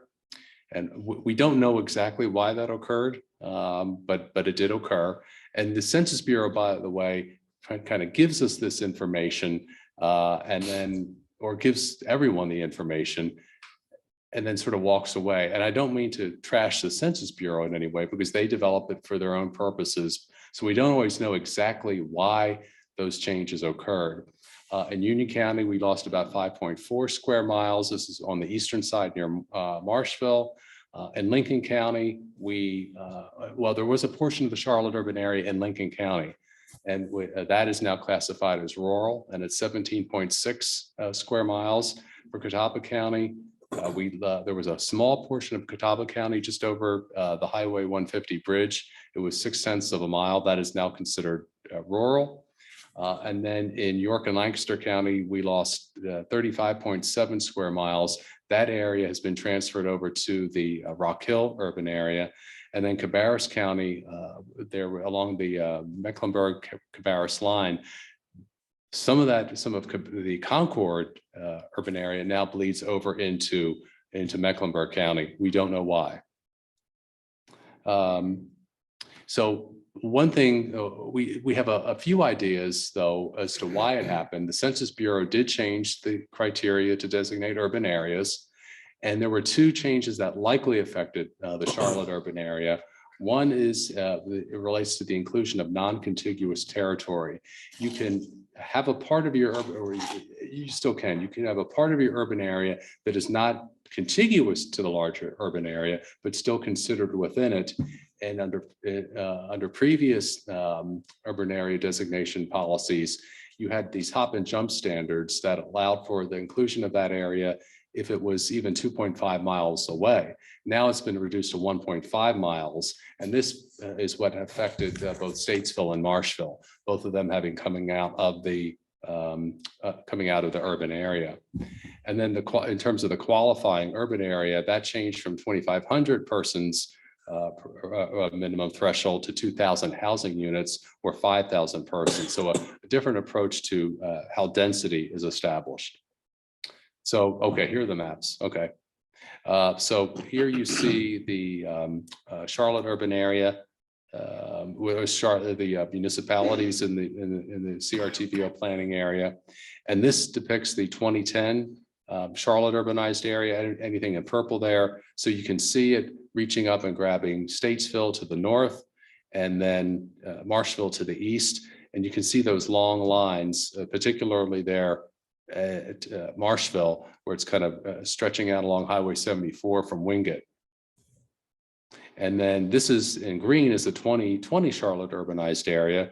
Statesville is out of the Charlotte urban area, as is Marshville down there to the east. And you can see that land area in York and Lancaster counties and Lincoln County as well, and then along the Cabarrus County line. So it's changed rather dramatically. We weren't the only MPO that lost size. Gaston, Cleveland, Lincoln MPO did. I think the Cabarrus Rowan MPO did as well. So you can see here then the planning area for the CRTPO and that heavier blue line, taking in all of Iredell County, most of Union County, and of course all of Mecklenburg as well. So that both the urban area and the planning area are very much related, but they are different entities created by different organizations. So that's where we stand at this point. There's still more to be learned from this. We are awaiting guidance from the Federal Highway Administration on how to proceed from this point forward. And we will come back to you at the February meeting with more information on this topic. All right. A lot of information to digest and somewhat confusing, I'll have to say, on their analysis. So I will agree with that. So any thoughts, comments for Mr. Cook on this topic around the table? Not missing anybody? Thank you, Bob. Appreciate that. And we'll look forward to a very clear explanation of how it happened. If we can get something on some of those areas, we'll provide it. All right, appreciate that. All right, we'll talk about the NC DOT I-77 South proposal a little bit. And one of the reasons that we wanted to take a little bit of time today to talk about this a little bit is to make sure that all of our board members, including all of the new members, that they have as much of a head start as we could give them before we would make any type of decision in the future. But one of the things that we want to do is make crystal clear. I can't seem to yet convince the media on terminology yet on whether this is a managed lane project or this is a toll road or a whatever else they want to call it. But that just seems to, even as late as this afternoon, they're still calling it toll road. And so we want to make sure that this board is the one that has the most crystal clear information on what exactly we're up against to do this. And to recap a little bit, so this proposal came in, I believe, a year ago, February. And it's what is commonly referred to as an unsolicited proposal. And so first off, I'm going to hand this over to Mr. Burke to give you a little bit of a timeline to catch some of you up and a little bit of reminder so we understand. So go ahead. Thank you, Mr. Chair.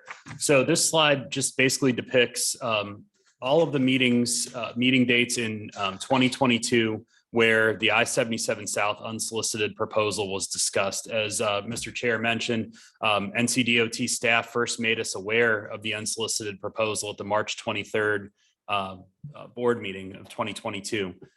Then July 20th of 2022, the chair was the presenter, and the action requested was to direct the TCC to analyze the I-77 South corridor and prepare findings of fact in response to that receipt of the unsolicited proposal. So that put in motion an effort between our staff, NCDOT staff, and the TCC to analyze the 77 South corridor in terms of traffic volume, safety issues, cost, and methods to actually deliver the project and the history of this project as it's appeared in our plans. So we came back during the August 17th board meeting to update the board on the data collection efforts involved in that analysis and the coordination with NCDOT following that board action on July 20th. And then at the September 21st meeting in 2022, there was a joint presentation between CRTPO staff and NCDOT on the results of the I-77 South corridor analysis and the presentation of findings of fact. One of the requests that came out of that meeting from the board during the September meeting was to learn a little more about NCDOT's processes to evaluate unsolicited proposals. So during the October 19th board meeting, we had the NC Turnpike Authority Chief Financial Officer David Roy and Brett Knight from NCDOT talk about NCDOT's process when they receive an unsolicited proposal for a public-private partnership. How do they evaluate that?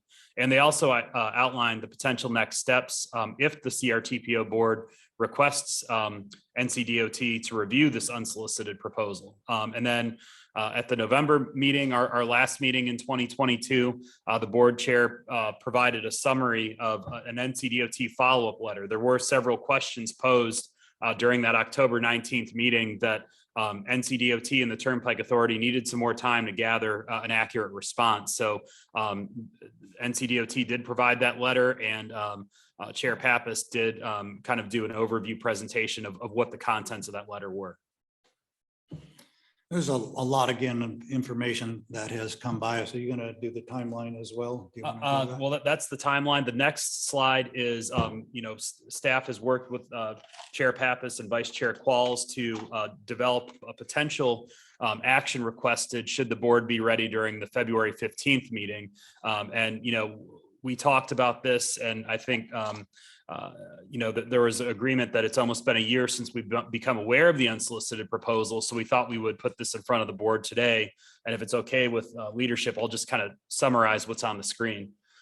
Please do. But if it's acceptable to the CRTPO board, we propose that the action requested at the February 15th meeting would be for the board to direct a response to NCDOT regarding a decision about the unsolicited proposal. And what this would do is this would put into motion NCDOT to perform an initial screening of the unsolicited proposal in accordance with the requirements and expectations defined in NCDOT's public-private partnerships, policies, and procedures document. It would also put into motion NCDOT conducting a comparative analysis of potential P3 and traditional public options delivered through the North Carolina Turnpike Authority through the traditional toll project delivery process.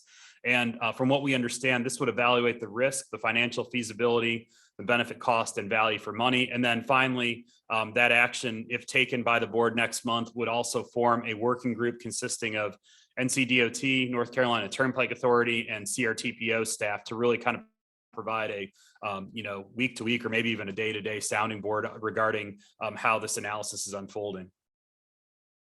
So in the past few months, we've all been, most of us, except for those who are new on here, have seen presentations by DOT and some of our staff as well, identifying some timelines on what could happen next. And I think sometimes the media gets a little bit carried away because of the, I guess, the disappointment in the first go around of the I-77 provider.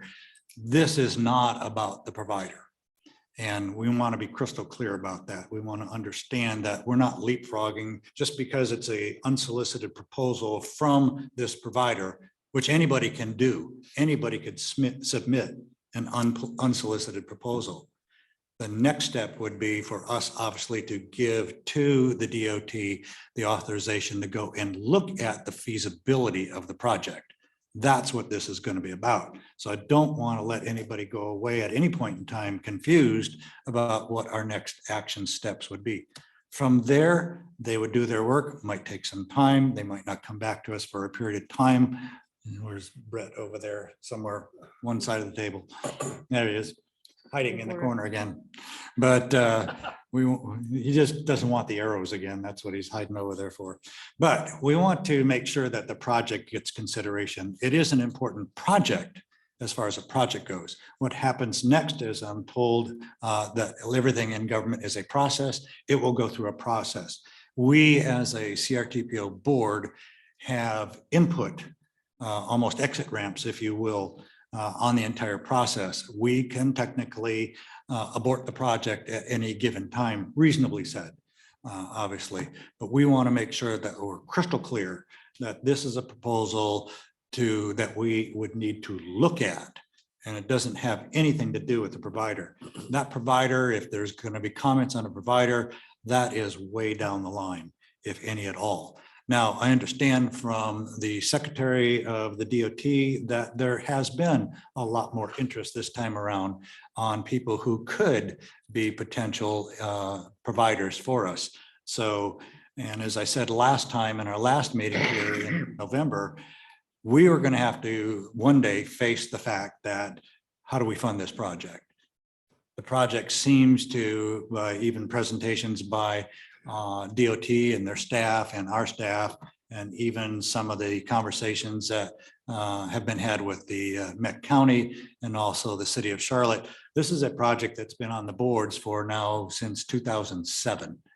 And so we still haven't provided a mechanism to fund it. Doesn't mean that it's going to get funded right away. It's in the current STIP as a managed lane project, has been in the STIP as a managed lane project since inception in 2007. So this is not a surprise to anybody. We need to look at, since DOT does have some financial constraints, we need to consider if we can give them an option down the road. But that's solely going to be after a review of the feasibility and viability of the project, and then comes the financial analysis next. So that's going to be, again, your consideration for all of us to make, and I'd like to make that next month, but I wanted to make sure at this meeting, since we have some new people, that we can provide them as much information through the fire hose, if you will, that they can get up to speed as much as they can. And if we can, Bob and Neil, if we can get them access to the slideshows, the slide deck that we had by both presenters from DOT last time, if we can help that process out a little bit, you guys can catch up. And then I would like to make sure that there's an open opportunity once you get that, that you can come back in and ask the questions. Preferably, if you can, we'd like to get you informed as early as we can.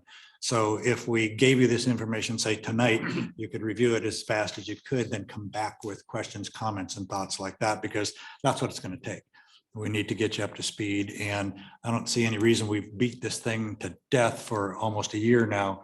And I think we fully understand that there's a need. How do we provide that need? How do we assist in providing that need?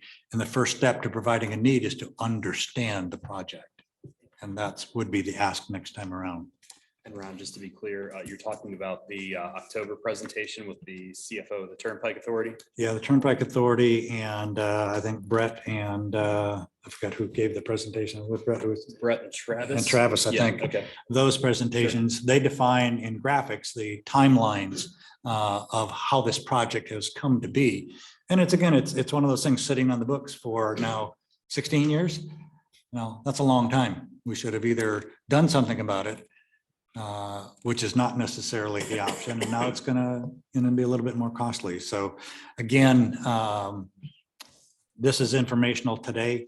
We want to make sure that you guys can have that opportunity to have comment, questions, whenever. And then when we come back next month, see if we can get through that process and get this off our plate. So I think Craig was over there first, and then I'll jump to Lee and then over here. So Craig. I think I understand the process, but what I don't know is what's it going to cost even as these steps move out and who pays. As you mentioned, DOT is under some, like all of us necessarily should be under some fiscal constraints. No, not a bottomless pit of money. I also realize, and I think this needs to be in the mix. There are some things that we're probably gonna have to know early, but we're gonna have to know whether, if we go forward, we're gonna have to know them anyway. So someone might say, well, we really can't afford this study, but let's move ahead. Well, to move ahead, we have to have that study. So I'm kind of looking for, in addition to what are the steps, what are the decision-making decision points, I'm also looking for what it's going to cost to do these, where the money's going to come from, when will that money be available? So that's, I would ask that you include that in the briefing before any vote on anything. And you're talking specifically when we refer to cost, you're asking about the cost to do the analysis?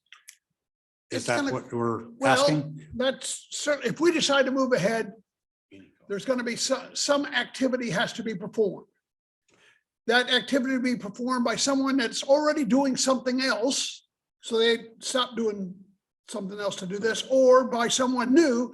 And in either case, there's new funding requirements thrust upon the people that do this. What are those funding requirements? And where's the money coming from? I'm not at all, this is not intended to be any kind of a roadblock. I'm just trying to understand the bigger picture. Fully. Even to go to a study means we have to expend some money. And let's define we. So I'm going to ask Brett to come up to give us a little bit of the process. If you could, Brett, could you step up a little bit and maybe go to the podium? Mean to jump on you. That's okay. He's used to it. Yeah, go ahead.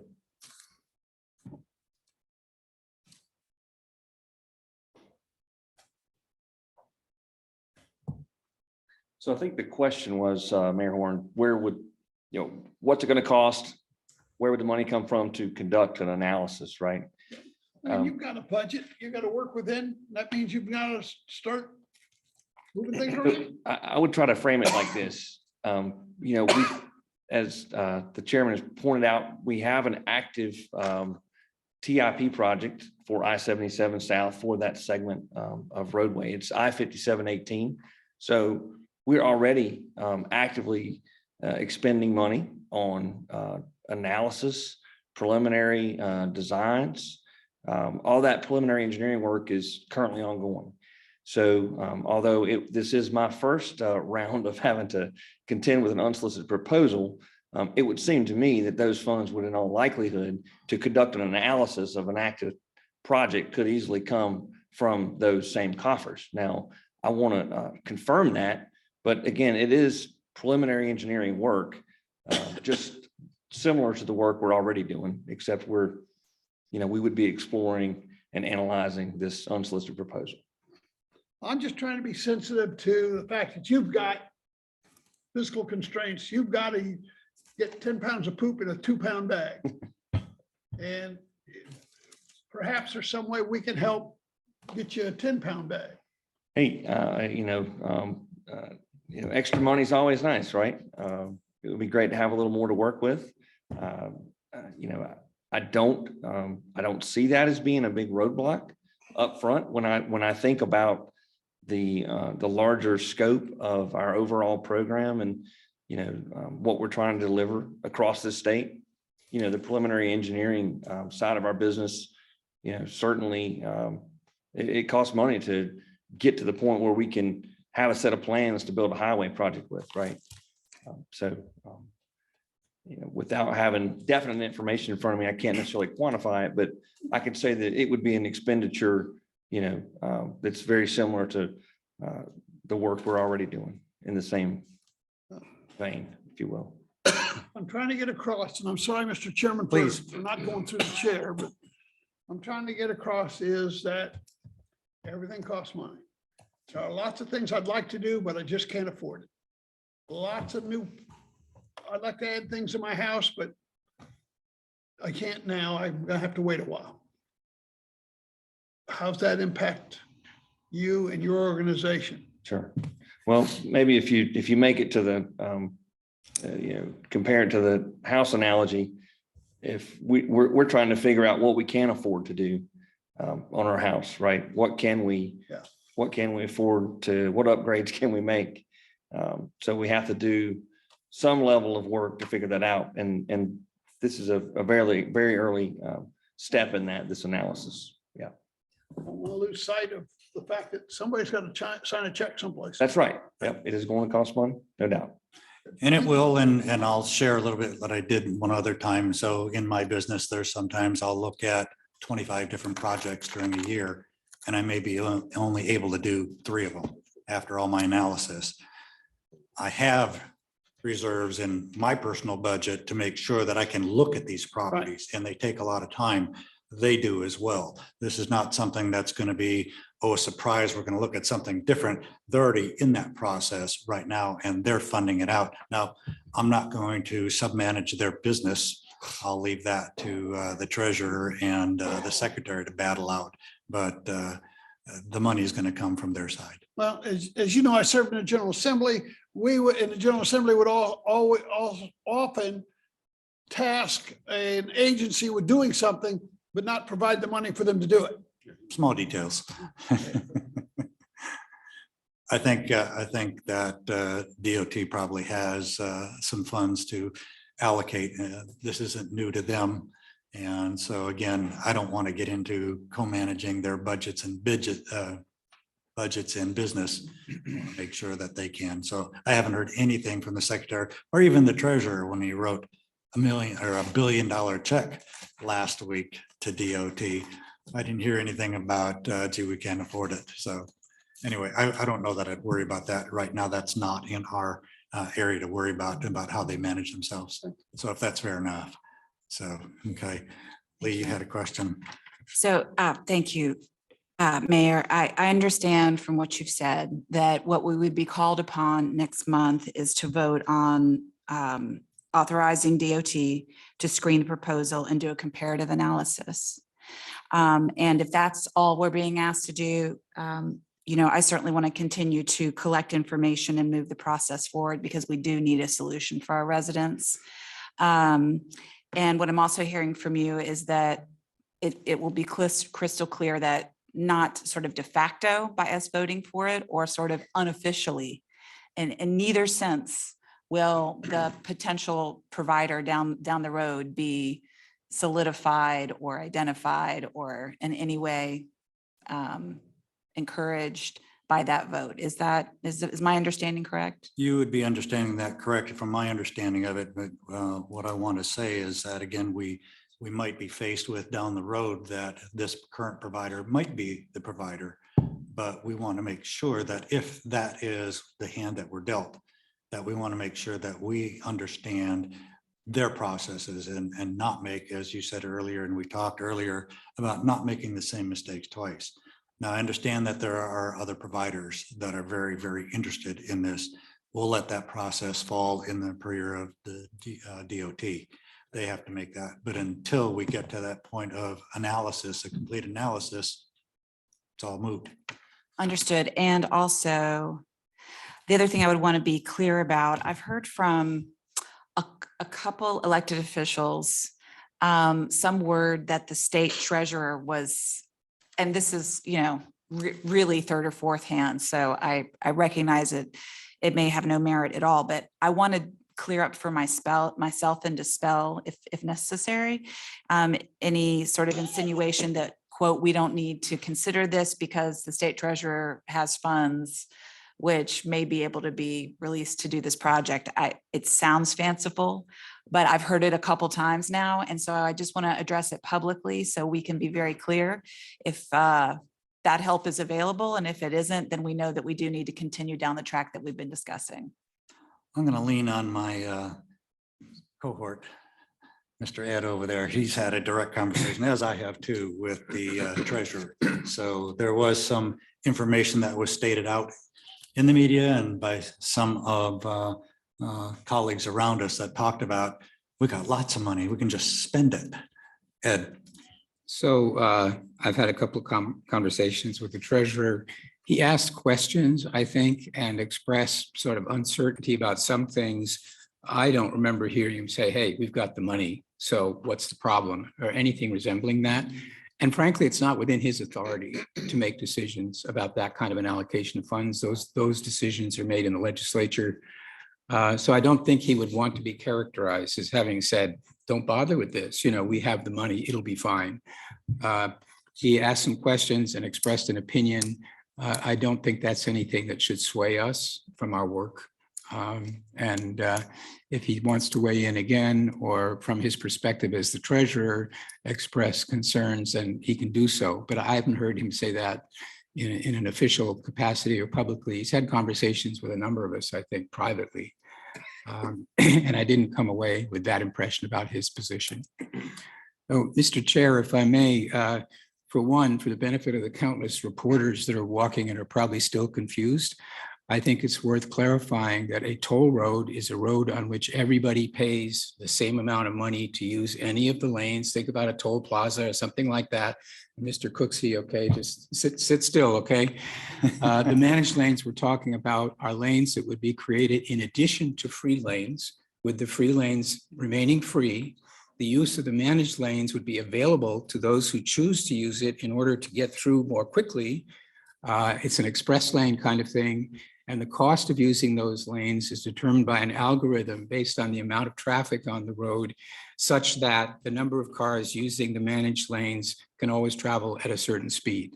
So generally speaking, they're very different models. And if you don't want to use a managed lane and you don't want to pay to use the road, you don't have to. It's simply available, again, at a price that you see on the signs overhead, that you may use if it's worth it to you to get through more quickly in a crowded road situation. So it provides some relief from the free lanes, and that benefits the users of the free lanes. But there is no implication that you can't ride on that road for free if you want to. So just wanted to mention that. Now about this, I think a lot of the reason that the discussion has gone on for as long as it has, particularly in the context of the unsolicited proposal, is everybody's looking a little bit warily at the possibility of a repeat, let's put it that way, of what happened before. And I think there was enough controversy about what happened before for us to consider that possibility with some concern. So the question is, what is the significance of allowing that initial screening? And I was interested in the wording up there, unsolicited proposal. So it doesn't say proposals, and it doesn't say an unsolicited proposal. There's actually a little bit of an ambiguity in the way that is written, but I think we all know that there is only one unsolicited proposal. So in my mind, you could say no to number one and yes to number two up there. And you could say, continue to conduct comparative analysis of potential P3 delivery, continue to work on the whole thing, don't discard the P3 option, but you're not necessarily going to continue screening that one proposal you got, or you might. I'm not really even expressing an opinion, but just for the sort of clarity, if we vote next month, what does it mean if we say no to whatever the question is? What does that mean? Does that mean, don't work on it anymore, exclude the P3 possibility, exclude that particular company that submitted the unsolicited proposal? So I hope when this comes up for our decision, that we understand exactly what we're deciding. Are we deciding that we do not want that unsolicited proposal to move forward, possibly positioning that company in a better place from any RFP competitors subsequently? Or are we saying, don't look at P3 any longer? I think from prior conversations that there isn't a sentiment around this table that we should not consider a P3, because we went through that whole thought process. You know, you can do nothing, or you could wait for 30 years, or you can do a P3. And so I think a P3 is probably something we all want to look at, or most of us.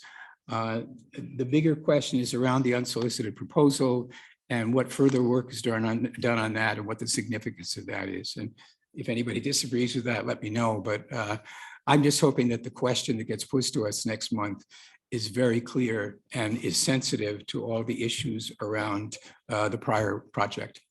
A lot to be said in that. I'm going to lean on Brett for a little bit there and kind of talk about the process and again, maybe further clarify two things. You're right, Ed, that, you know, the treasurer doesn't necessarily have a clear understanding of DOT's needs and requirements. There's X amount of money in the DOT budget, and that's managed by DOT. And so they have allocations and commitments for some of that money. So say if for the sake of conversation, they had $8 billion to spend, it isn't $8 billion in cash just sitting there doing nothing. It's mostly committed to something else already. So we have to understand that part of it.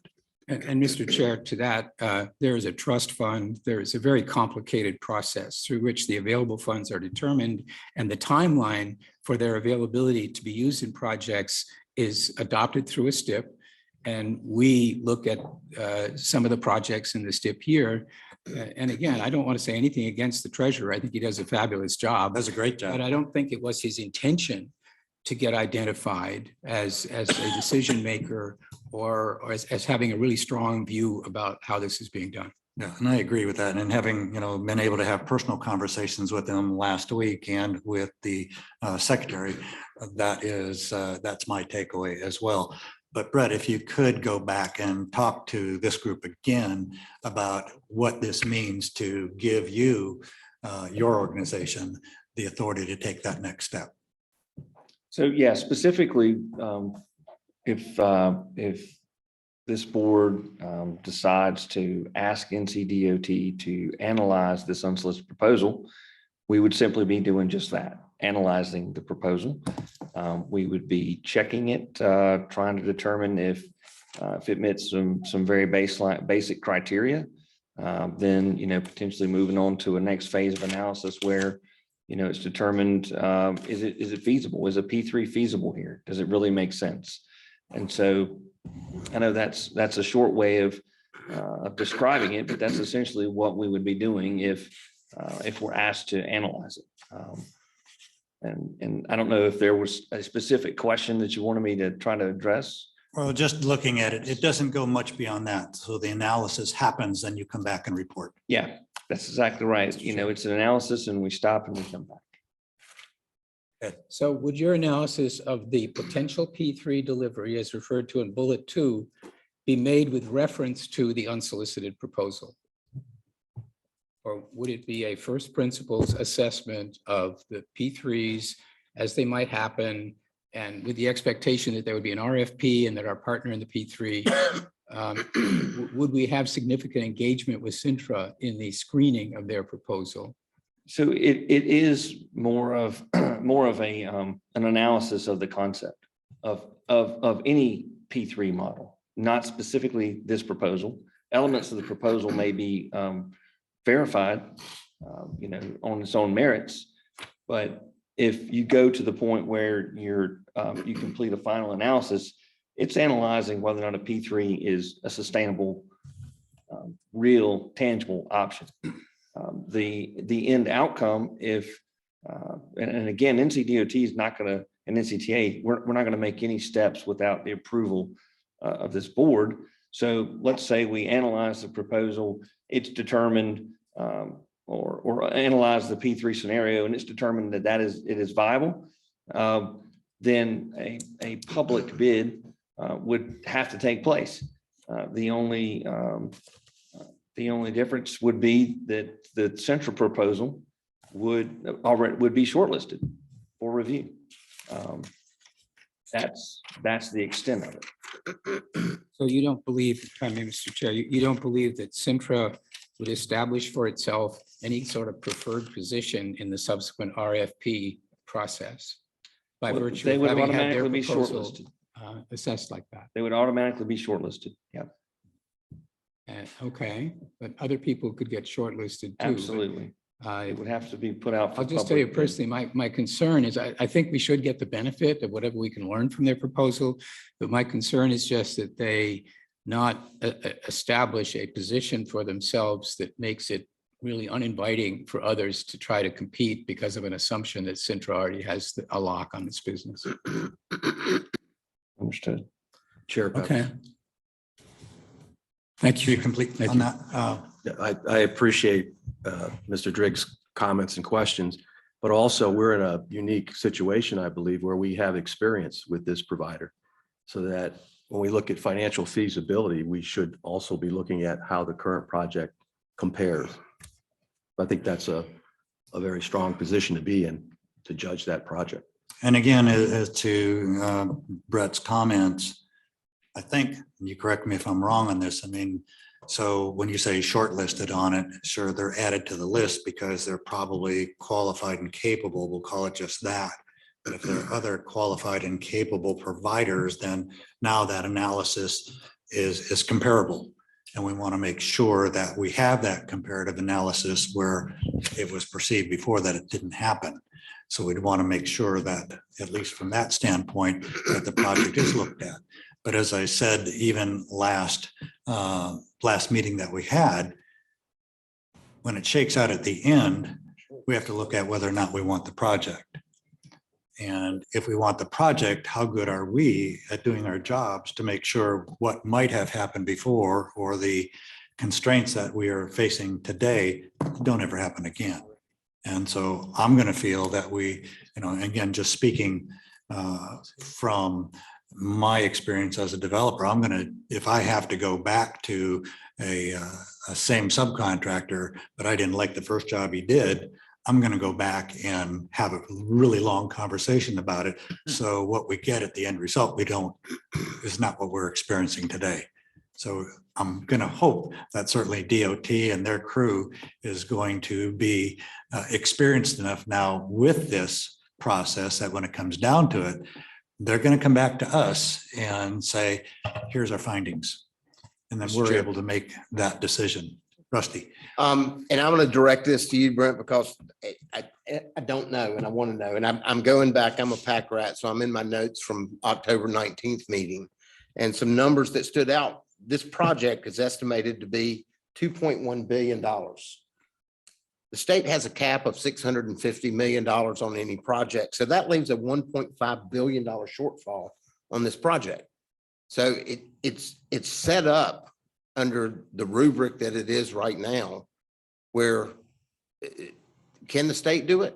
Sure, and deliver it in 25 or 30 years. Maybe. Or go with the P3 or a partner and get it done a lot sooner, which it needs to be done sooner than later. I don't think any of us can argue with the constraints that we have on both of our corridors that bisect Mecklenburg County and the larger region as well. So, but who established that $650 million cap? Is the legislature the one that does that? And can that be changed?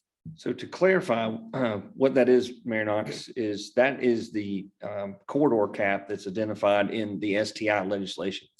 So it is in fact established by the legislature. The law says that we can expend on the statewide tier fund category in any one corridor that crosses division lines. So this would include a cap for any project on I-77 for any 5-year period. I believe the number is like 10% of the projected revenue available to fund the statewide tier category. So that approximate $650 million number is the amount that could be expended on I-77 for all statewide tier projects over any given 5-year period. So I think if you go back, review the presentations, you'll see that there's scenarios laid out where it explains that, you could expend, say, the 650 in the first 5 years. Year 6, could you theoretically expend another 650? Yes, theoretically. Again, that's all relevant to available funds and how this project could rank and score as an STI project to become fully funded for construction. So it still would have to compete through that process. Okay. But the answer to your question is yes, it's in legislation. Okay. Lisa, you had a question? And you just brought that up, Brett, on my question as far as, if you find that this is viable and yeah, we want to move this on to P3 into the STIP, this does have to compete again to even get into the statewide. What's So- a kind of a timeline of a realistic, It needs, in order to be eligible for construction funds, it still has to compete in the STIP.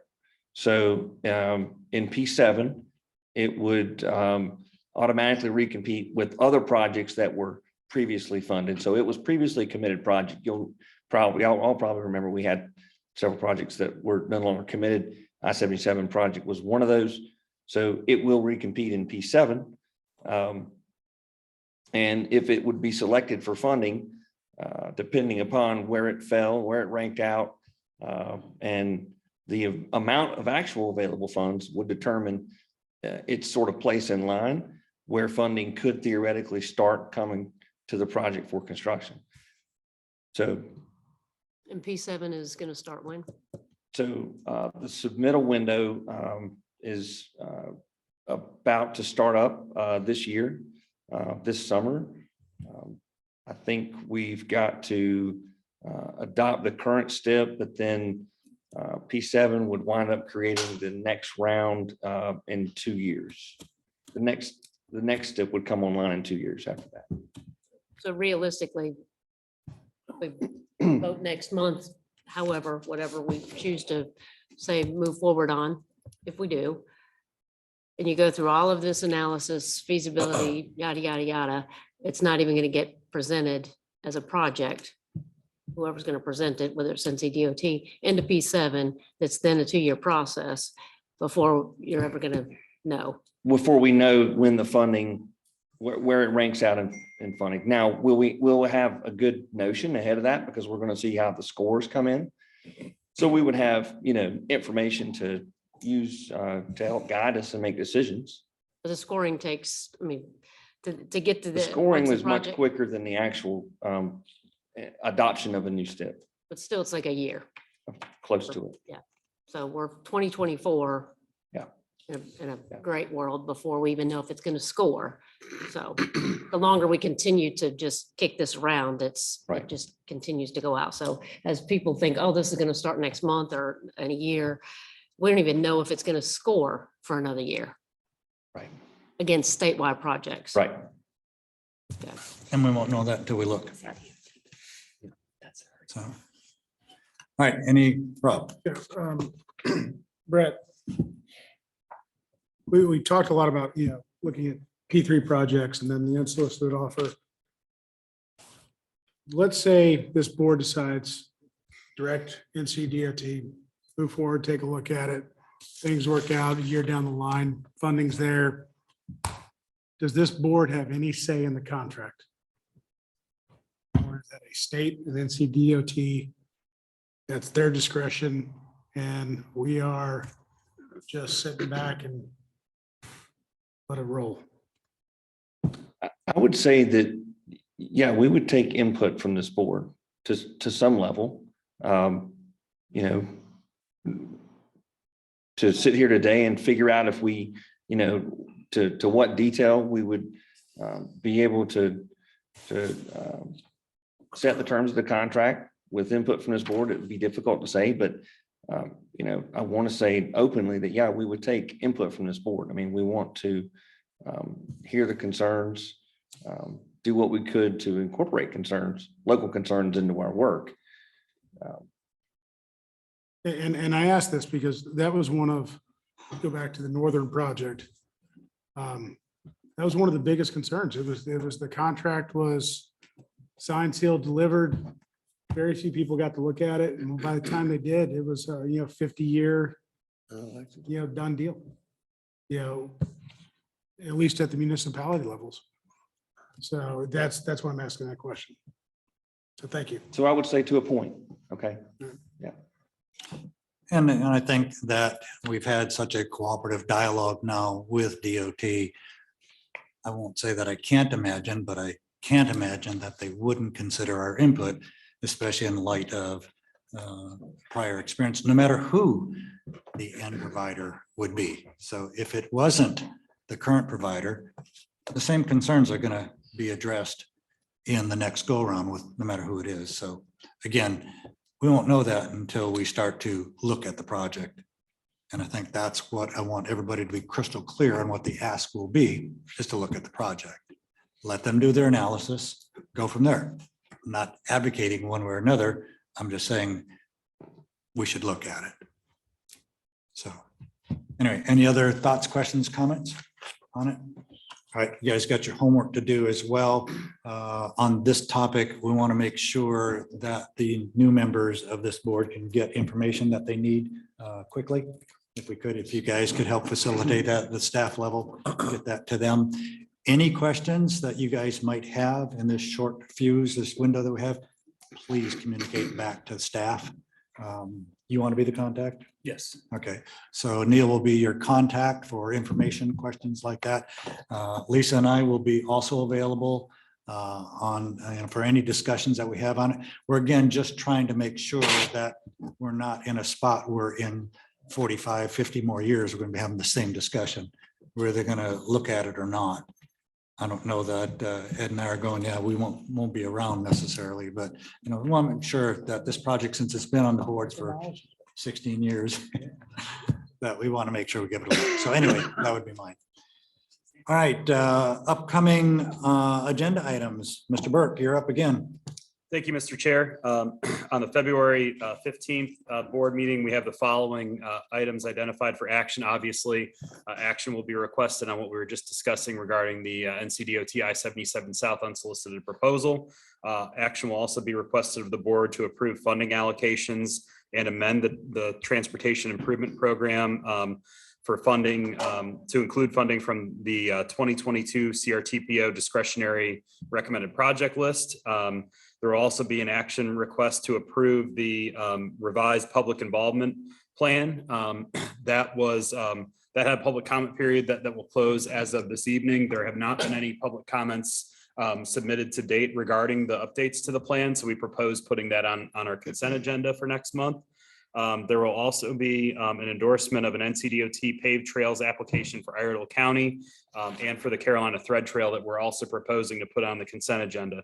As far as information reports during the February 15th board meeting, we have a second update on the draft 2024 Unified Planning Work Program update. We will have an update on the 2024 through 2033 Transportation Improvement Program adoption by CRTPO, and we will have an update on the transit work group. And then I just have a few additional announcements here.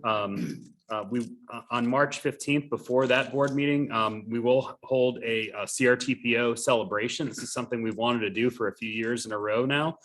This will start at 4 and go until 6. It's basically just a save the date at this point. We're still working on details, but we want to celebrate you all as a board, your member jurisdictions and involvement, but also, what all the work we did during the pandemic, the great work we did in terms of the strategic plan beyond 77, the 2050 Metropolitan Transportation Plan. So this will be a social gathering prior to the March 15th board meeting. We plan on holding it in the lobby on the first floor. We'll have light beverages and things like that. Just a gathering to be thankful for all of our hard work over the last few years. And once that meeting starts at 6 p.m., we will have an education session on the 2020 census process and the effort to update the CRTPO's memorandum of understanding. So that education session will begin immediately following the celebration at 6 p.m. Then we'll go into the regular board agenda. And I believe that's all I have, Mr. Chair. All right, very good. And to kind of add to that, dropping down to the board member comments and we'll allow that, but the NCDOT summit was actually just a great summit this year. And there, the input that we've had and the relationships that we're able to establish over there were probably better than it's been in a long time. And the energy that was in the room, Tony was there, obviously, the energy that was in the room was probably higher than I've seen it in years and decades. And so it's a nice event to go to. So if we have another one next year, I would encourage as many of you to go to get again a better understanding on how that organization works and the projects that they look at statewide.